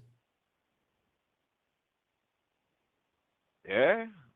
I mean, you know, people make those decisions, man. I mean, and it's a recipe for disaster. And that's why majority of those people fail. They fall into the 90%. Yeah. Well, I can't. There's no way. Like you could. I'm enjoying the conversation. It's just I can't. You know, it ain't like nah. Nah, trust me. Like I say to you, I get what you're saying. Mm-hmm. I get where you're coming from 100%. You know, but it's just that, you know, I just look at the other side. It's like, all right, well, you know, you got some people in the position where they aren't able to come in cash, but like you say, he's got to deal with time and patience. Like, all right, you ain't got the money right now. You just got to hold out. But then some people will be like, well, look, I don't want to hold out. I want to do it now. All right, well, they going to fail. Like we've been seeing. You've been around. I've seen you in the chat for at least 3 years. And what have you seen in the last 3 years? Oh yeah, I mean, I seen some, man. Listen, right. I done been on some of your, you know, I've been on a lot of your. I tune in. Mm-hmm. A lot of times I might catch a replay or something like that, but when I'm able to catch you live or I'm, you know, I check in with you. Now you definitely did a lot for the space, and I gotta give you your credit on that as well, because you know when I first checked in, me and my boy from back home. You know what I mean? We first started seeing you. I was like, yo, this dude, Mark, yo, he talking some shit, bro. Like, and I honestly, I stopped listening to all them other jokers because, you know, like you said, they were just trying to push their thing. You know what I mean? Like, I done been following the joker that said $20,000 for mentorship, the $5,000 for this and that. And I'm like, okay, you know, and like you said about the whole thing about the rental thing where I think people look at it like, well, I ain't got to pay no maintenance is because, I mean, it could definitely be for the reason that you're saying, but I would say another reason is because they don't actually see themselves pulling up to the shop and coming out their pocket with the money at the point of repair or the point of PM. They don't see that. But like you said, it's baked into the cost to where is that, man, you already paid that shit. All they calling you for is to tell you, man, hey, look, just go up there, take it, and get this done, get that done. So when you're not coming out your pocket at that point of repair, that may mentally have a person thinking like, hey, I don't pay for no repairs, I don't do none of that.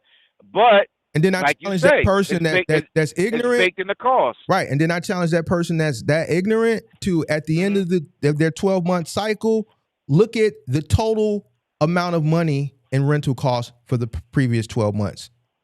Yeah. And then ask them that same question.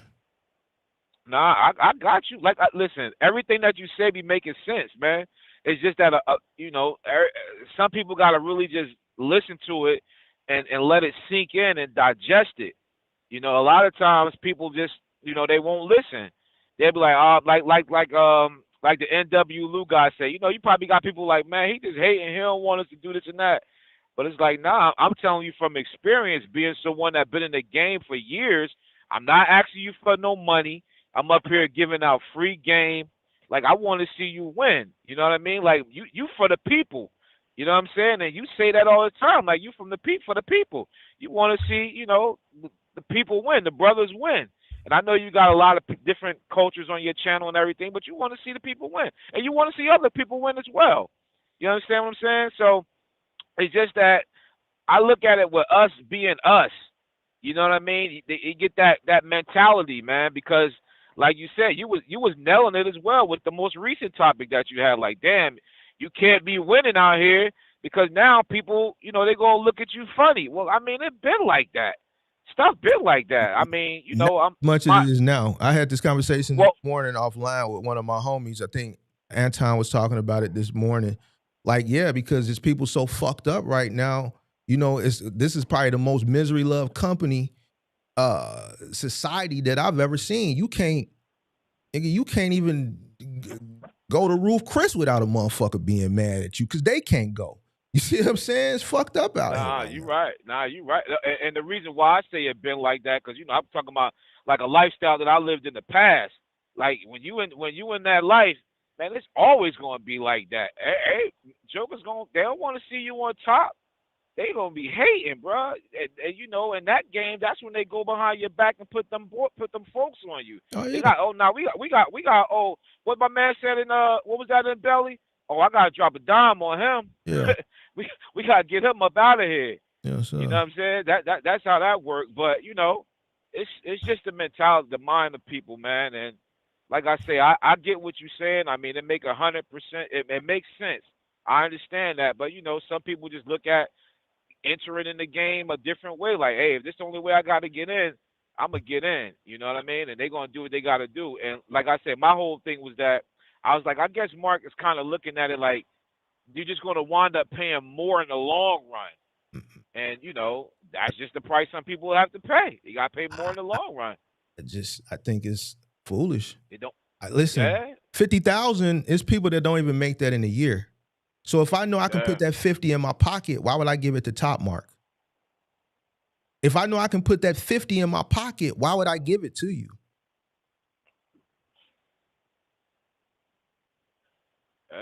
Why? Because I'm desperate, because I'm illiterate financially, because I'm ignorant, because I'm not patient, because I'm desperate and I don't realize that they printing off my desperation and I'm being sold to them and brokered to them by the motherfucker that's smiling in my face in Ryder Enterprise and Penske.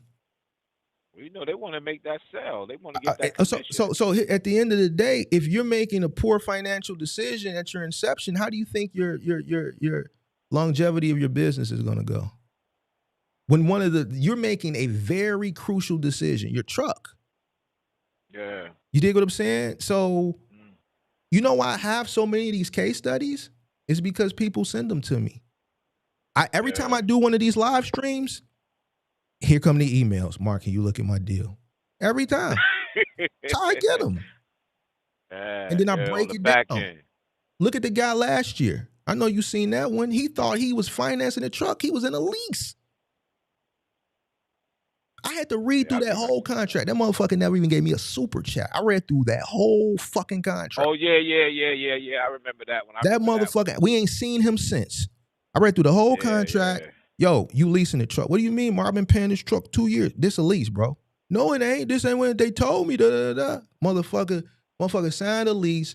And in the thing, it said, listen, if you don't submit to us in writing no more than 120 days to the last payment, but not sooner than 90 days, then we are automatically assuming that you're turning the truck in at the end of the lease and you have no interest of buying it. I'm executing that lease. Yeah. Right. So if he wouldn't have clicked the link and took this accountability for them hours for me to even get enough interest and wanting to help this young brother to read all those fucking pages on my own time. Yeah. For him to go and get on the phone, come into the Discord, get on the phone, for them to say, yeah, because motherfucker, when I tell a motherfucker something, they don't like taking it from the brother. The brother just don't know shit.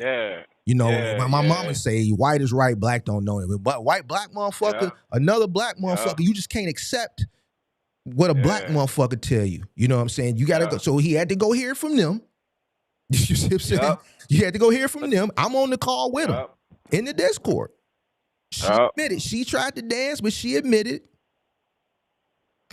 Then there was the aha moment. Then he had to come back, and we had to get him due. Because if he don't submit that shit in writing, that truck gone.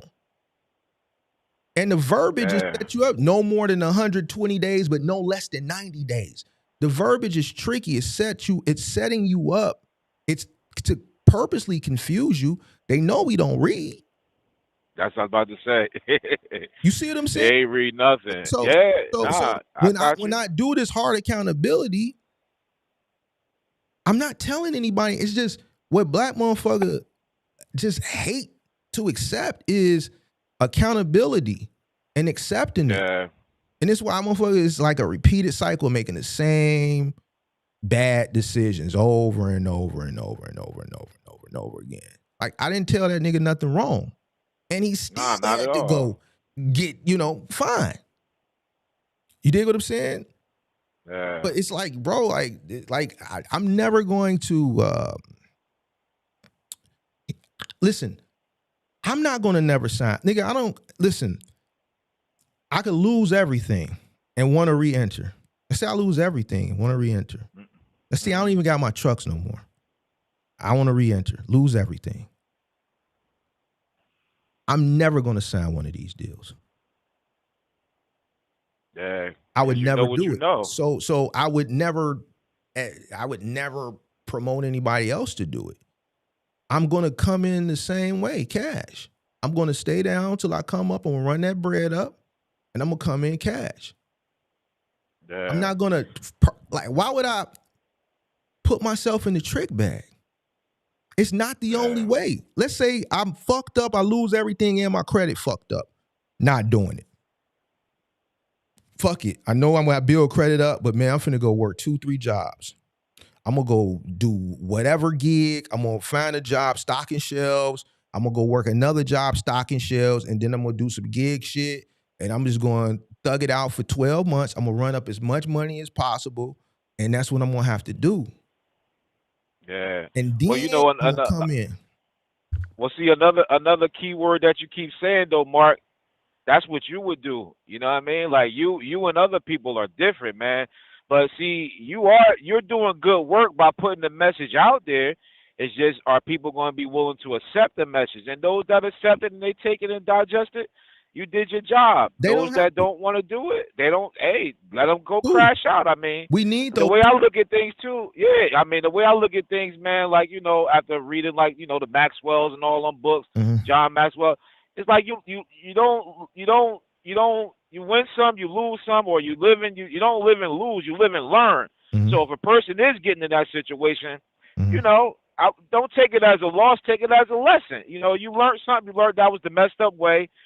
And then at the same time, if you have someone like yourself that's letting them know, like, yeah, that was the wrong way to do it, you know, hopefully the next time if they're able to get back up on their feet or get in another situation, they'll do it the right way. But, you know, this is why I some say people do, no. some people don't. I hear you, and that sounds good, but a lot of people put themselves in these situations, and it's very difficult for them to recover from it. Yeah, well, it's a lesson. You gotta learn from that. I hear you, but there's people that put themselves. Listen, the thing about, like, on that side versus on this side, there's a lot of shit that doesn't play out on these calls or these call-in shows, right? There's people that reach out to me in the Discord that people in the Discord see, right? Yeah. But y'all don't see. But then there's people that reach out to me privately, right? You know, whether they do a call or whether they email me or whether they DM me. Like, my emails is off the chain. I can't even respond to them. So some of the shit that I might open up and might see, like some of these deals, and I communicate and I help these people out. Like, you can only imagine some of the situations that don't play out online. Like, I've seen some shit, people who have like families who have followed these people that aren't, it's just them that has to take the hit, right? They got kids, school-age children. It's the same scenario, school-age children, and then they have a spouse, a partner, a baby mama who is not working. Their whole plan was for them to be the dispatcher. They don't want to work because the women and got this whole ideology based on these influencers that, you know, they ain't got to work. And in my mind, I'm looking at, okay, with the cost of living and shit, you need an extra income coming in. Like, this one box truck ain't going to cover all this shit. You see what I'm saying? But these are the scenarios, and these people are in a bad situation. They have nothing. Like, I just got an email, my folks be asking me for money and shit, bro. I can't help everybody, bro. You know, and it'd be bad situations. And I've had people that have messaged me because they were misled and they want to cause harm to some of these people that sold them this dream. And then they find my channel, man, you the truth. I wish I could find you, man. They go into these long spiels about how they were sold. I've read and I've communicated with some people that are in some very, very, very, very tough situations because of the misguidance, right, of coming into this industry. So I understand that a person who signs this type of deal, the socioeconomic makeup of an individual who signs this deal. And in most cases, they don't fully have that understanding of what it takes, and that's why a majority of them fail. So I have to, stand on what I stand on, because I know a majority of people that go this way, they gonna fail, bro. It's not designed for you to win, especially in an industry that's volatile, where there is a learning curve that's gonna cost you on top of this exorbitant cost that you paying. And you need cushion. Yeah. So it's not, yo, what if this the only way? No, this not the only way. This is the way that the predatory lenders want the ignorant, financial illiterate, desperate, vulnerable people to come. Their business model is built on your desperation. Why would you want to sign something when they're looking at you as a lick? I mean, that's how they business is. I mean, you can't be mad at the hard money. You can't be mad at the hard money for them doing their business like that. Okay, so you shouldn't be mad, because listen, you should be mad at yourself because you don't have to do it. Well, you're right about that, but I'm saying you can't be mad at hard money for putting that. I'm not mad that structure in place. That's what it is. No. And hey, like they say, if I can catch one, I'm gonna catch one. It's not hard money. I'm not upset with them. Yeah. I'm telling people you should be upset with yourself. Yeah. Because if you read and you comprehend and you get understanding, you ask, yo, break this down. Look how many people don't even read the third line. They stop at total finance. It played out yesterday on the channel. Me and Justin going back and forth. I'm telling him what he gonna pay for the truck. He telling me, nah, Mark, it's only 40. I said, no, it's not. It's 50 something, 50, 60 something. No, it ain't, man. Say total finance 40. Justin, what you paying a month? 808. How many months? 60. Do the math. How much is that? Yeah. He was like, oh yeah. Oh man. Even him, he didn't even take the time to even do simple math. He just went based off of what the trickery in the verbiage. Yeah. I mean, hey, listen, bro, you just keep doing what you're doing, and like, it's some people gonna catch it, some people gonna miss it, man. But look, before I go, right, check it out. I know you did that flashback with NW Lou, man. You gotta throw that Dizzy clip back on, man. Oh yeah. you gotta dig deep for them Dizzy files, man. Come on, Dizzy, and the one with Kurt when the old man was arguing, bro. If you talk about some stuff for 2025 that went down, that was 25 when that Kurt and the old man, right? Kirk and what's his name? Vernon. Yeah, Kurt and him, and then Dizzy. Those are two classic episodes too, bro. I might bring Dizzy back, but Kirk and Vernon. Yeah, you gotta bring that. You gotta bring that. You gotta bring that. At least bring that Dizzy back, man. Yeah, I'll bring Dizzy. Yeah. But all right, man. Listen, it was good kicking it with you, man. I be tuned in, but I just be driving, and and sometimes if I catch the live in the middle, I'll be like, I gotta catch this from the beginning. Yeah. You know what I mean? Instead of just hopping in the middle, and then, or maybe I catch it from where it's at and go back and watch it over again. But yeah, man, it is what it is, man. I mean, just keep doing what you're doing, bro. I'ma holler at you. Appreciate you. All right, peace. Later. All right, line is open, 312 772-5483. It was a few missed calls while we was on that call. Some skill called Skill Academy or something like that. Line is open. That 239 number that calls every day, you know, it calls when I'm not even, the line ain't even open. See, that's one of those people that's just obsessed. They call, they hang up. They call in the middle of the night. Like, I'm not going to answer. Like, this is not like a phone line where it's just like a phone, bro. Like, stop being weird.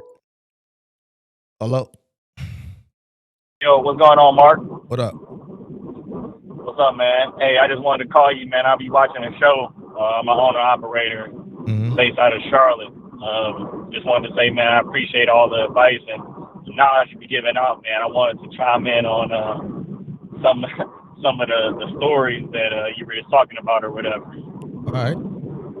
So first, man, I would say when it comes to Ryder, Penske, and all of those box truck rental places, you 100% right when it comes to coming in the game and having a low cost of entry. Because I was thinking about getting a truck from Ryder and going the rental route when I got into the business. But I think it's important to have OGs like yourself. And for me, I got my dad who was strongly advocating for me not to rent, and not to finance, because it would be a learning curve, like you always say. So when I got into the game, I had to, wait 6 more months to kind of save up my money. I do coaching and basketball training and stuff like that. So I'm a walking testament of, staying down until you got enough to buy it on cash. And in my case, my dad split the cost with me, so I was able to start with, that lower cost of entry. So, man, I'm just here to say that, man, it's 100% true that, you definitely got to stay down, because a lot of people are desperate and they're in a rush, and they think that they can make a $50,000 mistake when most people can't afford to make a $5,000 mistake, So I don't think people are really thinking it out, and they're looking at the gross numbers that people are putting on YouTube, not realizing that once you get your expenses, once mistakes happen, those aren't the numbers that, you're going to be bringing in. So, yeah, man, I'm just walking testament to that, man. What, you OTR? Yeah, I'm an OTR. I actually, I started out first 3 to 4 months. I was driving over the road, and I kind of got out of my truck prematurely, man. I got a driver, and that kind of sent me down a long path, man. He was only in my truck for 3 weeks, but if I had the time, man, I got the crazy story that this guy really put me through, man. But it was all on me not putting that time in up front, and making that mistake trying to move too quick. Yeah, man. One day when you want to come tell that story, man, come tell it on one of the call-ins. Yeah, I got some good ones, man. But I would say, man, when I went through those issues with my driver and those early mistakes, not having a note really saved me, because once I started doing my breakdown, my first few months I broke even, not knowing my cost per mile, and started doing my records, started realizing, if I was a finance, I would have been out of business, quick. It wouldn't have took long. So I don't think there's nothing wrong. I don't think there's nothing wrong with financing a truck. I don't want anybody to think what I'm saying is financing a truck, because I financed two, but they were new. And they were through traditional banks, right? New and used is two different things, right? So I'm talking about predatory loans, right? Most of these used truck, even if you don't go to, what's that big truck place that they be on the internet? Diamond. I think one of these loans is through Diamond Truck. Let me see. I think one of these is through Diamond Truck. Like those companies, they deal with predatory lending because these are the only institutions that are going to take a chance on something that's very, very, very, very, very risky. The truck is risky, right? The individual is risky, right? Because most business owners fail, right? And this is a lot of debt for a novice who is more likely to fail to take on. Now it makes them even more likely to fail. No financial institution is going to take a risk on an individual with somebody else's money on a person that's so risky. That's why banks don't deal with it. You see what I'm saying? So these companies, they target predatory. These are the type of finance I'm talking about. If it's something that's, you know, a bank, that's different. But banks only gonna deal with new. You see what I'm saying? So yeah. Yeah, no, I definitely understand that, because I think that even with me, I ended up getting my truck through Ryder. When they put me through the hard money lender, I was gonna end up paying about $30,000, or more for the truck. Right. But when I offered them cash, they went from 20 to 16. Right. So I ended up getting my first truck for 16,000. And man, I really understand. I'm still learning, but I understand it enough to know that when you learn it, man, you need, for me, I call it like a test truck, because at the end of the day, if this truck goes down, I got different skills that I can rely on. And, at the end of the day, all I think I lose is maybe the time I spent. But, if you're spending the money the right way and putting it away, that's not time wasted. But for a person that go out and get a $50,000 truck and things go wrong, not only are you pass out, but now you offer somebody, you still hold 50,000. Right. And people just taking it as a light amount. Not realizing, like you said, people don't even make 50,000 in a year. So right. Yeah, man, you 100% true, man. But I'm definitely gonna be calling up more. I definitely want to tell you the story about the driver, because even though a lot of responsibility came on me, it's still very entertaining. The stuff I went through with the guy. So okay, we definitely call up here soon. All right, bro. Yes, sir, man. Yep. Have a good one, brother. All right, you too. All right. 312-772-5483. 312-772-5483. Line is open. We try to take another call.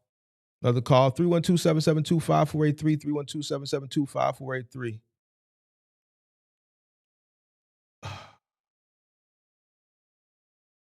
Somebody said, with taking a loan from your 401k, I wouldn't do that. I wouldn't do that either.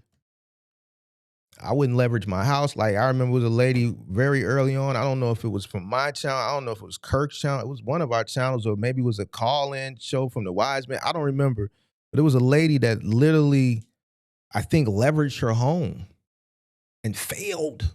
Like, bro, no, I would never. I'm not going to take out no loan on my home. I wouldn't take it out on my 401k to start no box truck business. I don't care what you say.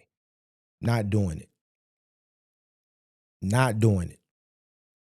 Like, this shit, the barrier to entry to come into this business is not that high where you should be taking out leveraging your home. I'm going to be honest with you. I'm going to speak freely. If you get offended, I'm sorry. That's stupid. I'm not going to leverage my home where I lay my head, my safety, my stability, my home to start a box truck business, something that's so low barrier to entry that I'm going to jeopardize and risk my home. No. Anybody that tells you to do that shit, I swear to you, and you could tell them I told you, they ain't got your best interest in mind. Your 401k, no. We're not talking about something that's hundreds of thousands of dollars, and millions of dollars, and a higher success rate. And, you do your risk analysis, your risk assessment. No 401k, no home, none of that shit. The barrier to entry is so low. Like, to even, no, absolutely not. Absolutely not. Absolutely not.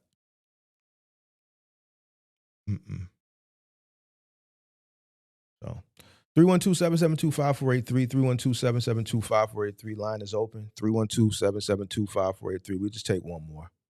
We're going to take one more. 312-772-5483. Please stay on topic. Ryder Penske Enterprise. We're talking about predatory lending, buying a truck from Ryder Penske Enterprise, going through their brokers, top marks, so on and so forth, and the predatory companies that a lot of people have to go through when they go this route. We've had two good conversations. We're going to round it out about 3 conversations. We'll take one more, 312-772-5483. Line is open. That 239 number, stop calling. All right? You weird. All right? You're a weird person, and if I see you pop up one more time, I'm just going to go ahead and block you. Now, if you call and I answer and you hang up like you've been doing for the past 3-4 days, I'm just going to go ahead and block you, and then I'm going to do what we do. My thingy thing, we're going to run you, and then we just going to, do you how like we did Crazy. You see, Crazy ain't fucked with me ever since that day. When I told him about his self as far as in real life, he got scared because he's like, damn, this nigga Mark. Because I told him to leave me alone. I said, leave me alone, bro. I'm not bothering you. You don't like my content. It's not for you. There's no value here for you. Why do you keep coming over here trolling and shit like that? And he just kept on for months. And then that one day he came, I had to tell him some things.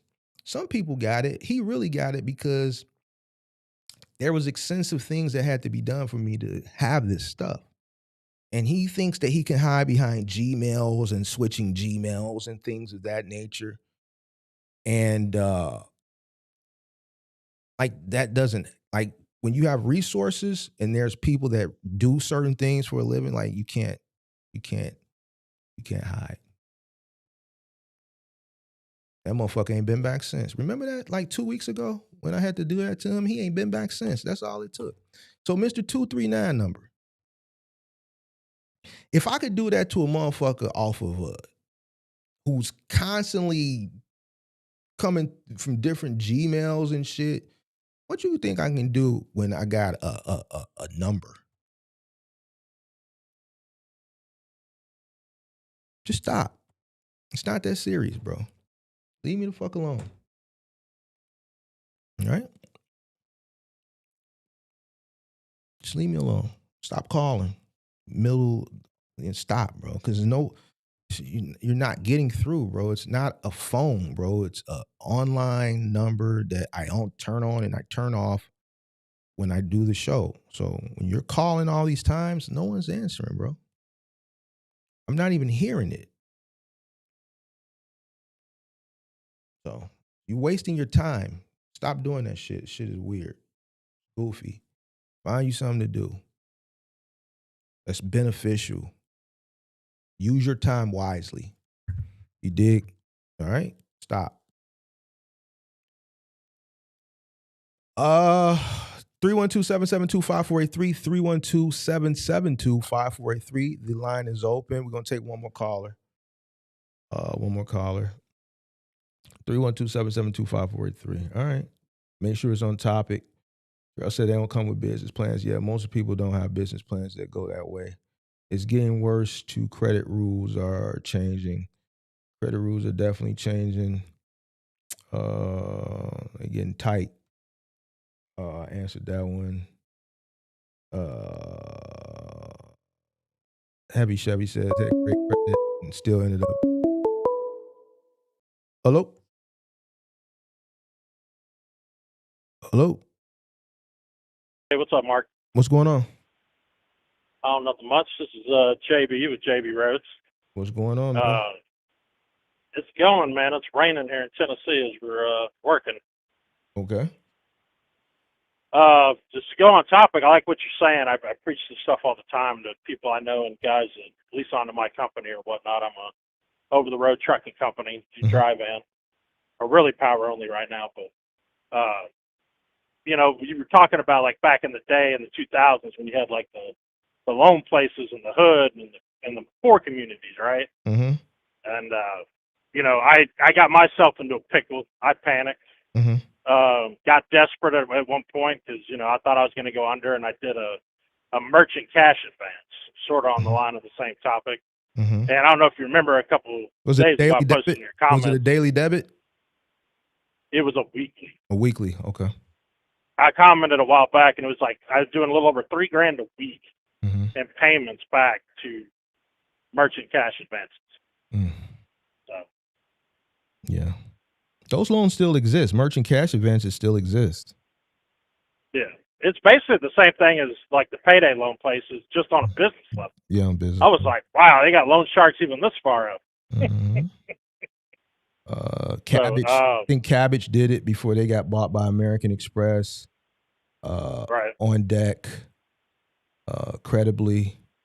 Yeah, a lot of those companies during the 2010s, there were startups. They were doing those types of deals. Yeah, I'm familiar with what you're talking about. Right. And with your first caller, like y'all were having that discussion, it's like people want to take the easy road. It's easy to just throw $1,000 down, a couple grand, put it on credit, get that high interest rate or a predatory loan. It's easy that way for them.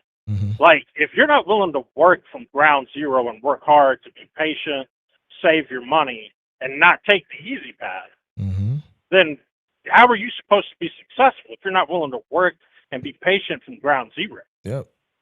Like, you're just taking the easy route. They think it's easy. It's easy to put something on a credit card. Right. You know? Right. They think it's the easy road until those payments, they start realizing like the deal they sign, especially with these predatory truck financing companies. It's ridiculous, man. I don't know, man. I don't know. I mean, I've known people, like I had a driver that leased onto me. He did a lease purchase with a company called Well, and he successfully completed it and purchased a truck. But he had to work like a slave every single day through holidays and Christmases and bust his ass in order to get through that lease, put extra money down, and get through it. That's an anomaly. Not everybody's going to do that. You're not going to be 100% disciplined to do what you need to do and handle business. Everybody that gets in this business, when they take that easy road and then they start seeing the money coming in, they're like, oh, man, look at all this money. I'm going to start spending instead of saving. And then they just price themselves out. They don't know their operating costs. And the next thing you know it, they're complaining and they're out of business. Yep. Yeah, man. Somebody said Well is a bad company in the chat. I never. 100%. Okay. Yeah. Yeah. Well, company's Well. Let me look it up. Never heard. Yeah, well, W-E-L. W-E-L? Yeah, W-E-L. Was it Well, what, financing? Well, logistics? Well. No, it's a trucking company that does lease purchases to drivers. Logistics. I don't know if you're familiar with those. Well, Logistics. Well, Companies Incorporated. Brown County, Wisconsin. Yeah, Wisconsin. Yeah, they're a trucking company. So basically, they'll get drivers, pay them $10.99, let them, here, sign this lease. It's lease purchase. You got to meet all the stipulations, and you're making like $800 a week truck payments or more. You know, on top of that, you're paying for fuel. It's basically like an instant startup business. It's the easy road to get into trucking as an owner-operator. And most of them fail because people aren't disciplined. They don't realize that if you go home for a week, that truck payment's still due. Right. It's $800 a week, $900, whatever it is. So sometimes you have negative settlements. The truck breaks down, you don't work, make no money, your bills are still due. So, at least from my perspective of the industry, but you know, I didn't, you know, I thought when I was getting the merchant loan thing, I thought I was getting a business loan, like a real one that would have like a reasonable interest rate. You know, I didn't read the fine print. Right. You know, I made my mistakes. Same thing when I first got into the business and I got a gold American Express card, right? I thought every month you make the payment. You guys, if you, or you make the minimum. Now with the gold American Express card, that payment's due in full at the end of the month on everything you spend. Yeah, that's just American Express policy. Yeah. So didn't know that. I thought it was just like everybody else. Yeah. You know, and that just come from my financial ignorance at the time. So, yeah. And then struggling, working my way up and through, not understanding my operating costs early on. Almost went out of business. I had to short sell my house, sell off damn near everything I own, you know, and just because I had to make a decision. I'm either going to take this seriously and have my business work and be successful, or just let it sink and go under. And I chose, to try to keep going on and being successful, and I still made mistakes along the way. I love one of the phrases you say is you try to duplicate failure. Mm-hmm. I 100% did that. I tried to grow too fast. I tried to get multiple trucks that I couldn't afford. Mm-hmm. I took on too much stuff instead of focusing on just me being successful before I try to duplicate my success. Mm-hmm. And I just kept duplicating failure, and that's how I ended up with the merchant cash advances, literally drowning it, paying a little over, I think it was like $3,200 a week. Like, and granted, How much luckily did it you was borrow? during You must have COVID. borrowed an extremely lot of money. How long was it for? Like 9 months, 6 months? I literally I ended up, to break it down, it was for like over a year. How much you had to borrow? So I think I total, right? when I figured it up the other day, I ended up paying out in total like around $180,000. Mm-hmm. Because it was 3 loans combined. I ended up getting 3. So you paid off 50% and then you re-upped it at the 50% mark? Is that how they did you? I ended up getting a separate one. So I had a guy, a broker, because they call you all the time, right? You get thousands of phone calls. I can literally get 25 a day. Mm-hmm. A guy's trying to get me to borrow money. Mm-hmm. And a guy had got me on the phone, and he's like, all right, well, what we'll do is, I know that company. Mm-hmm. We'll take that loan, and we'll pay it off, and then we'll get you this loan. Yeah, and they're tacking on, right? Mm-hmm. So I thought I was consolidating, Mm-mm. not really, paying attention, being stupid. They bought the money that you owed, and then they charged you for it on the back end here. You bought that same money twice. Yeah. So, and on top of that, and then I ended up getting partway through that, and then ended up sort of doing the same thing again. I ended up getting a separate loan outside of the company that I consolidated with. Mm-hmm. When they found out, they got upset, so they were going to do whatever. Well, how did they know that you had another loan? They did not. You had a UCC on you? You should have had a UCC on you from the first one, right? Well, see, I believe with the factoring company also have a UCC. Mm-hmm. So one of the there's also a UCC for that, I believe, as well. So I ultimately got myself into more hot water, breakdowns or whatever. I started selling off shit. Like I had a crazy lawsuit that I went through. I had to get rid of a semi-truck during the lawsuit. Mm-hmm. And then I had another one that I had purchased. I got rid of it, sold some trailers. Mm-hmm. Trying to, once I realized what's going on, I'm trying to consolidate everything. Yeah. They found out about the other one because I got myself in hot water, mm-hmm. that I needed to be like, look, I'm sorry, I apologize. So they ended up doing the same thing that other company did. They went ahead and bought that from them, mm-hmm. and then included it into my loan with them. Mm. And I ended up having technically 3 loans at the time with the same company. That's why it got up to $3,000. Mm. Originally, it started off as like a small one, $800. Then I had gotten that other one consolidated, then it just grew. Mm-hmm. So I ended up, the only reason I could afford it at $3,000 a week, one, COVID, rates were through the roof, and I had drivers leased onto me paying me X amount of dollars a week, mm-hmm. so I could supplement the loan and be able to pay it weekly. On top of that, I'm paying rent. My rent's $2,100 a month. Mm-hmm. And just other bills and necessities, mm-hmm. shit like that.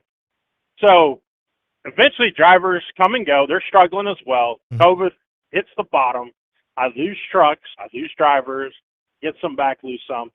So then I had to renegotiate because I wasn't going to be able to make these payments.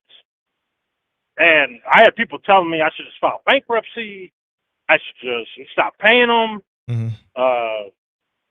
Say fuck it, YOLO, right? And I'm like, no, I can't do that. I agreed to this. I got to pay it. It's my responsibility. I'm not going to back down from it. So I just called them and negotiated. I finally got them to stop taking weekly payments and switch it to monthly. Mm-hmm. So I finally got them to switch it to like $2,500 a month, which then extended my loan even further of having to get it paid off. So I just finished paying it towards the beginning of, or towards the tail end of October. So I no longer have to pay $2,500 a month anymore, which is coming out of all my businesses. COVID worked in your advantage on that. What was that? COVID. Yeah. If COVID didn't happen, I'd been out of business. Yeah, because I don't even think they would have renegotiated and went from a weekly to a monthly if we weren't in that time period. Just all like lenders, finance companies, everybody was just passive. And if you paid, they were happy. You know what I'm saying? Because there was just a lot of people that were taking advantage of that situation and just walking away from stuff. And there wasn't nothing they really could do because they could say, well, it's COVID. I can't work. Right? So they were in a used that to my advantage. Yeah, once the bottom fell out, advantage. Yeah. I was able to negotiate. Yeah. Because I told them, I was like, either you do something or like they would like defer a payment. They would let me skip a couple weeks at first. And I was like, look, I said, the only way I'm going to be able to make this work is either I go out of business and you guys sue me, or I need you to switch it to a monthly payment. It's your choice. Because if not, I might as well just close the doors and go out of business. There's no point in me continuing to go further. Because I started, losing stuff, rates are down, struggling. Luckily, I got latched on with Warner Power only stuff, and I do that now full time, and it pays good money. But that combined with getting on with that early to where I make over $2 a mile, and other drivers aren't right now running the spot market, combined with negotiating that, I was able to save everything. So now I'm in a better position. I'm not out of the woods by no means. I still need to build my money up, get a good nest egg, and just focus on me and be better, that's what I'm doing. I'm not bringing on any more drivers, owner-operators. I'm not buying any trucks into a company. It's now time to, realize the mistakes and focus on just myself. And a lot of people can't have that epiphany. They still keep, repeating those mistakes. And it's hard for them sometimes. It's so tempting to take the easy road instead of just, you know what, I don't need this loan. I should just, maybe hang it up and try again in a year or two. It's okay to fail, and you can always come back from failure. It's not the end of the world. Or like one of the things I did, the reason I got into a lawsuit was because I jumped on a deal with two individuals that jumped in on the tail end of COVID, and they didn't know nothing about trucking. But they wanted to put this truck on somewhere and have it make all this money. And I laid out what possibly it can make, but I'd also reminded them that this is trucking, it's volatile, it goes up and down. It may fall out in a year, which obviously it did. They wanted to pull their trucks, so I lose that money. And then I get tangled up with them, with lawyers and stuff like that. And it's insane, the amount of pressure that you're under. And you're liable to do anything because you want to do something quickly to make yourself feel better because of like the decisions and the amount of stress that you're under. Like, oh man, if I just get this $50,000 and borrow it, I can do X, Y, Z. It don't ever work out like that. When you're under that amount of stress and pressure and you're already being unsuccessful, because you get that $50,000, then all of a sudden I bought a truck, and then that truck needed a motor refill. Oh shit! Well, I'm making payments on this truck, a used truck, and then the motor blows. Well, there goes all that money. So, I implore people now to just be patient, take a breath, call around and get the opinions of people like yourself. They call, like, I got guys that when they break down, I go, call me. I'll talk you off the ledge. I've been there. Let me talk to you and breathe. Okay, what's the problem? Here's how we solve it. Oh, I didn't think of that. Well, of course you didn't, because you're emotional right now. You need to talk to somebody who's not emotional, that can see 5 different ways to get yourself out of the situation without having to put it on a credit card or borrow money or go get a stupid ass weekly or daily loan. Like, it don't make no sense. So, but it's hard for people to get out of their emotional state. They want to do what feels good. They want to do something easy and quick. Like, there's no quick avenues in life unless you just get dumb lucky. Viral video, you hit on something gold. Like, gotta work hard at this stuff. Be patient. Yep, I 100% agree. Everything you said, man, I 100% agree, man. I'm glad that everything worked out. A lot of people that have been in that situation that you were in, they wouldn't have made it out of that. That was a smart move for you to call them to even just think to call them, because a lot of people wouldn't have. They would have just succumbed. So it was smart of you to think. Yeah, to they call just them. gave up. Yeah, they would have gave up. So it was smart of you to think to call them, but it was smart of them too at that time, where you know what I'm saying, for them to just be like, fuck it, let's just do it, because you ultimately paid it. In normal circumstance, if you would have called them now or before COVID, they wouldn't have switched that deal. They're hard money too. Ain't nothing doing. So everybody was vulnerable at that time. And that was just the best time to, so you did it at the right time. You used COVID to your advantage, man. Very, very, very good, man. It was a very smart play. Very smart play. Yeah, I've had plenty of people tell me that, like, dude, I don't know how you, like, people hear my story, like, from beginning to end. I'm like, all the shit I've been through. They're like, dude, I don't know how you didn't fucking opt out. Like, put a gun to your head or something, you know? How much was you in debt total at the highest? It wasn't a combination of in debt. It was a combination of, like, multiple things happening in succession. Okay. To where, like, my first year in business, my motor. Luckily, I was the tail end of, like, a warranty. But then, like, I'm already not realizing the amount of, like, when I first I didn't know my operating costs. I'm a learned businessman. I've learned as I've gone along through this process, whether it's videos, information, or just self-taught. And so I didn't realize my operating costs at first. I had too many people in this industry go, man, I don't pull nothing less than $250 a mile. Well, that's a fishing story. Yeah, that was bullshit. You know, so I'm thinking, oh, cool, I can get in this business and I'll make $250 a mile because he don't take nothing less than that. And then I'll get out. And then I got out here and I was like, where's the $250 a mile freight? Yeah, for 20 miles or 100 miles, I can make $250 a mile and make $400 for the day. But that don't do me no good. I need $1,000 a day. You know, but then I didn't know what my operating cost was. So, you know, I had a business partner. Like, there's just so much shit that happened. I had a falling out with him. And, you know, going step by step. It's just a rough time to where I just spiraled. You know, got the merchant loans, and got myself out of it. Started correcting stuff. You know, stopped making less mistakes. And I think one of the biggest things that helped me was stop making quick decisions and sit on it. Wait a couple days. Think about it. Go to somebody else and talk to them about it. What do you think? Even if I didn't agree with what they said, I just wanted to hear what they said, what they thought about it. Right. Because sometimes listening to what is the Jordan Peterson has a quote about listening to somebody else. They may know something you don't. You know, and just listen. You know, so sometimes I get the opinion from different people and then try to make an overall assessment of what I need to do.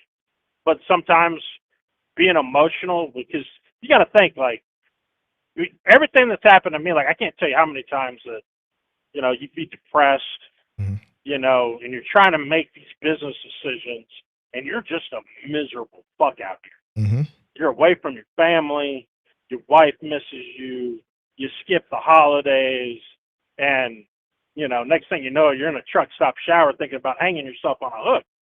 But yet you're still making these irrational decisions, you know what I'm saying? And trying to move on to the next step.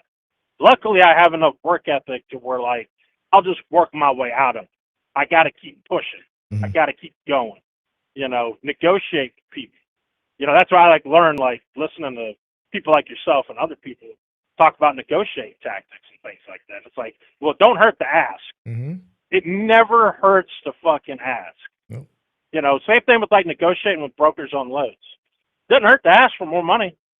Ask for $500. What's he going to say? No. Right. So little things like that is, you know, just help me along the way that other people may not think to do or realize. Like, never hurts to ask. Got an idea or something you need to do, whether it's, because I thought for sure I'd call the loan people and they'd be like, yeah, fuck you, buddy. We'll just sue you. And then we'll just take your semi-truck and your trailer. Yeah, or whatever.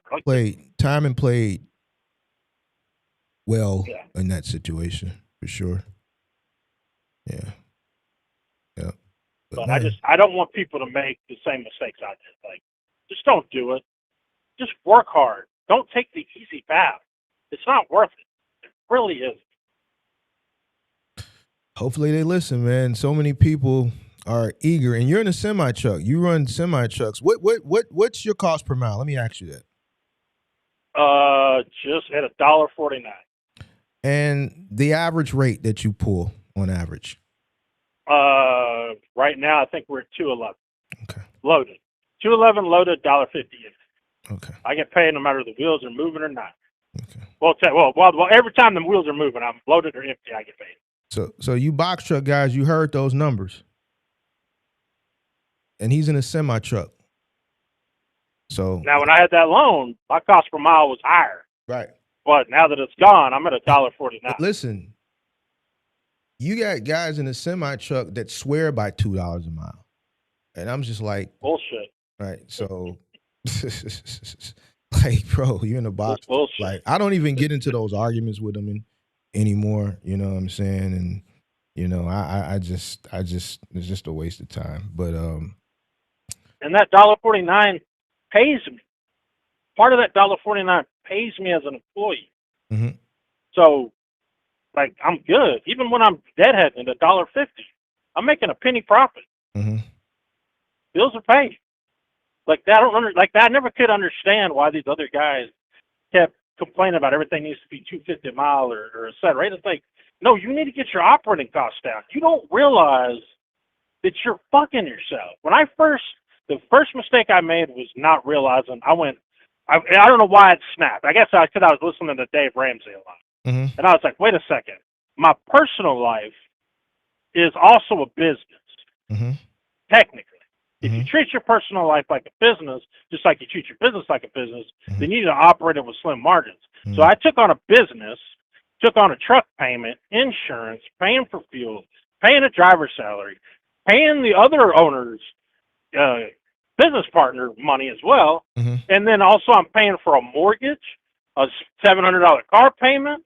My mom lived with me at the time.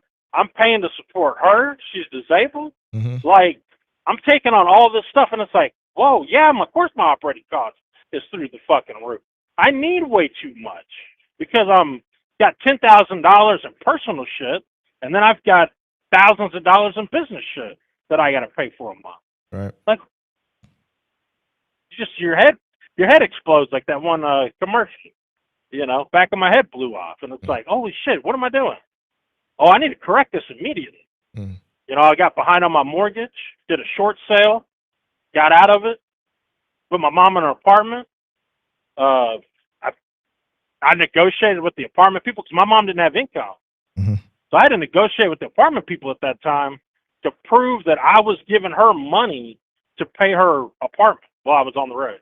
Mm-hmm. And then I would stay there, periodically when I came. But, I had to sell everything. I sold everything but my mom.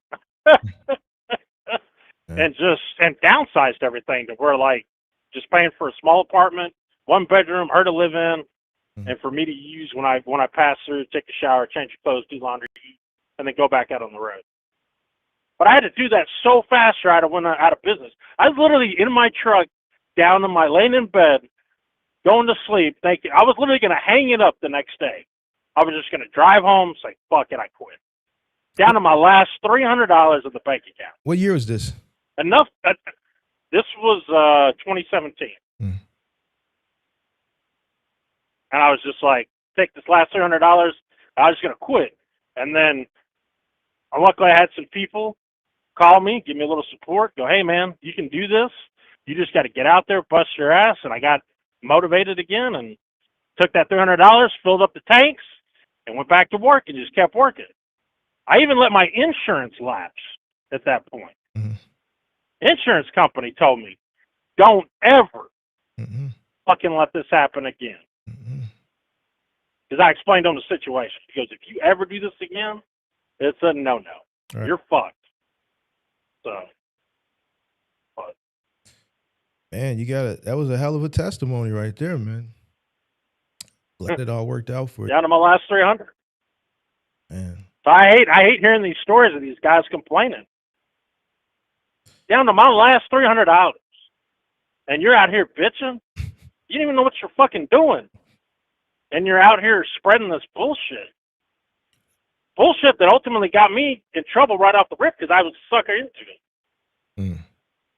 But, you know, eventually you see the light, you know, got to work your way out of it. But if you're not willing to work hard from day one, there's no point of you even trying to start a box truck business or get a semi-truck or do any business if you're not willing to put in the work at ground zero and save and be patient.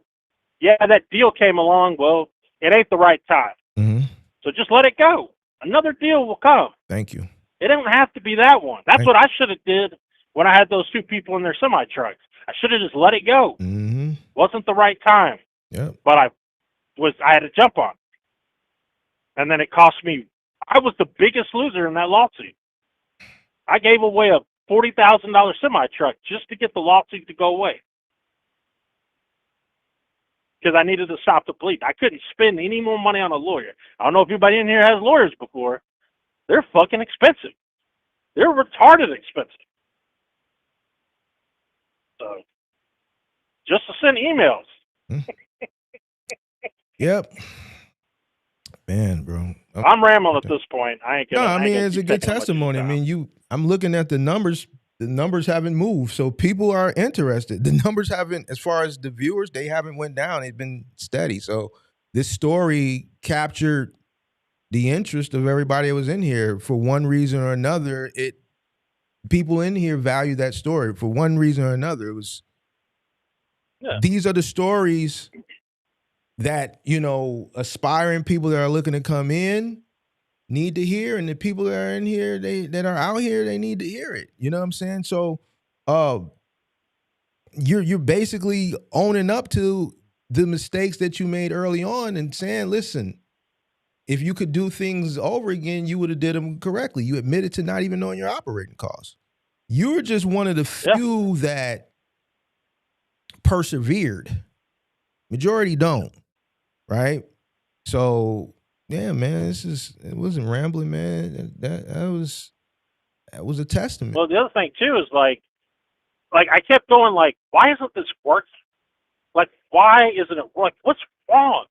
What is it like? I'm supposed to be making money. What is the deal? And you have to take a moment and you have to self-reflect. Mm-hmm. You got to open up the books. You got to open up the bank statement. You got to look at shit and be like, oh my God, okay, you know, this is before ChatGPT. I can get on ChatGPT right now, put all my numbers in, it'll calculate my operating costs. Quick as shit. Man, like, I had to sit there, pen and paper, and write it all down. Right, and go, where's the fucking money going? Right. And then to sit there and be like, all right, this is my fault. I got to get myself out of it. Mm-hmm. I had to tell the business partner to kick rocks. You know, mm-hmm. He threatened me at one point, and I was like, look, I said, I'm the one going to. I said, you need to sign this piece of paper that says that you're just going to give me back. I did 50-50. Mm-hmm. Nobody ever listen to me right now. Do not fucking, I don't care if it's your mom, your grandma, your baby mom, whoever. Best friend for life, your wife. Never do 50-50. Period. Okay? Don't do it at all. 51-49 or some shit like that. Somebody got to be in control. Exactly. That motherfucker threatened me at one point, and I said, look, fine. You see all this debt we're in? You owe all this shit too. Mm-hmm. So you either sign this document that says you're going to let me have my percentage back, or you're going to owe this too and go down with the ship. He signed it and gave it back to me. So I had to take all the debt and hang on to the boat. Man. How long have you been in business? Since 2016. All right. Coming up on 10-year anniversary. Yeah, June of 2016. Oh man, hell of a story, man. I appreciate you sharing it, man. Appreciate you having me on. You got any other questions? Nah, man. I'm just looking at the people in the chat, man. It's just, you know, usually the chat goes up and down, man. It's just the whole time you were telling that story, it was just like chat got any questions? Yeah. Well, one person, Kenneth, I see Kenneth in there, but you know, it's not really a question. He's more challenging than anything. So I don't know. He said something about $2.10 per mile is pretty low. What market is he in? I do power only with Warner. I pull their trailers. They pretty much dispatch us. I still got my authority, so it's trailer interchange coverage and all that stuff. And yeah, that's what they pay. So it's $1.80 line haul, and you get fuel surcharge and get $1.50 empty. It used to be $1.80, but they lowered it. Mm-hmm. So, but I remember when I had drivers here doing the Warner Power only. One of them called me and was like, "Man, this is bullshit. They took the deadhead from $1 and said, who else paying you the deadhead somewhere? A broker ain't paying you the deadhead. Who else paying you? You empty. Bitching. Up to 300 miles you can get paid." All right, Kenneth, you got that? No, Kenneth, he And it seems low, but over here we can. I've made as little as $4,000 a week here. Mhm. To I had one of my owner operators making $9,000 doing this shit. This is after COVID. Mm-hmm. We pretty much average 6 to 7K a week gross running, but you have to run. You have to be efficient. You have to. It doesn't hurt to ask, right? You show up places early. Hey, can I get unloaded? Boom, I get unloaded tonight. I'm ready to go first thing in the morning instead of at noon tomorrow. Mm-hmm. You got to take that extra step, that extra mile to get there. Stop sitting around and lollygagging. Don't stop and take a 2-hour break. Stop, get your shower, get you something to eat. Get there. Hurry up. Mm-hmm. You can get the miles up, but you can do 6 to 7K gross. Well, at least I can anyway. I've had other people here that couldn't do that. Oh, I don't know why, blah, blah, blah. It's you, man. I don't know what else to tell you, but it's you. Because if I can do it, and I got another guy that does better than me, then what's your excuse?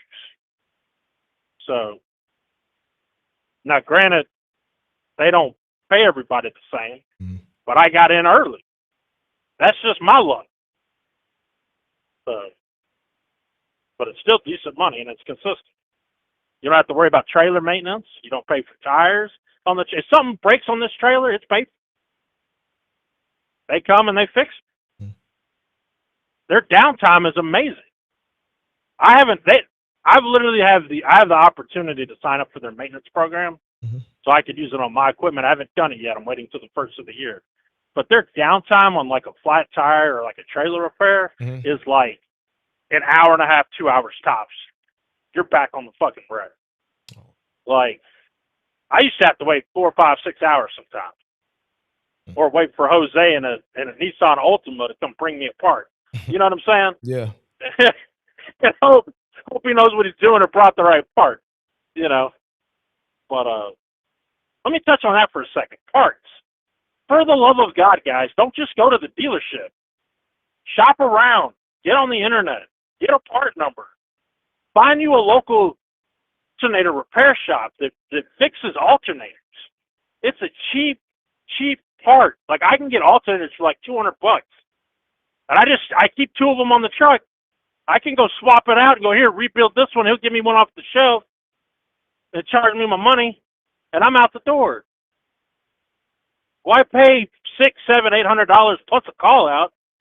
Like, shop around on Google Maps and find your local parts dealers. Fasteners, fittings, hydraulic hoses, people that can make shit. Like, don't just go to Freightliner or these dealerships and get these name brand parts. You can find that shit elsewhere for sometimes half the price. Save yourself some money.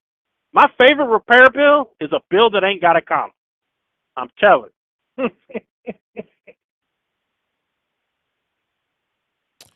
Yeah, man. I appreciate you, man. You know the line is open whenever you want to call. About to wrap it up, man. But, man, Great story, man. Appreciate you giving that testimony. And, man, I'm glad it all worked out for you in the long run. Yep, still trying to make it work. Every day's a struggle. It will, man. So. Appreciate you, man. All right, later. All right, later. All right, guys. The phone line is closed for today. Appreciate everybody that called in. Appreciate JB Rose for calling in. The other two people that called in, I can't remember their names at the moment, but I appreciate them for calling in. And just to wrap it up, me personally, you can do what you want to do. I'm just going to tell you what, I think is best. I wouldn't sign one of these commercial. Marcellus was the first person. I'm sorry. I can't remember the second person's name. Marcellus, JB Rhodes, and whoever the second person was. Appreciate you for calling. Me personally, I'm not signing one of these predatory loans. I'm just not. We've had a few conversations. Marcellus kind of challenged my thought on, well, what if an individual, this is the only way? I don't think it's the only way. I think an individual that I think everybody, you don't, this is not the only way, right? You can be patient, you can save, you can work 2 or 3 jobs, and you can save up the money and come in right? I don't advise anybody to sign either one of these types of agreements that we looked at today. I don't advise anybody to sign these types of agreements. All right. They're predatory. They're just a lot of people don't complete them. They fail. These loans are part of the reasons why they do fail. I don't know how many more ways to explain it outside of how I explained it earlier. I don't look at a person's situation and them coming from the struggle and,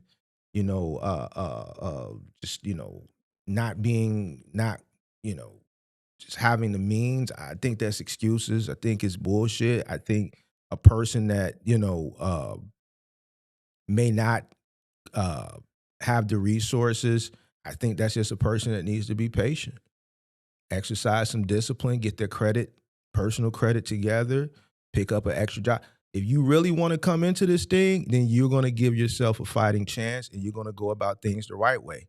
A person who doesn't want to really make this shit work is a person like you see most of these places, they come in on bullshit.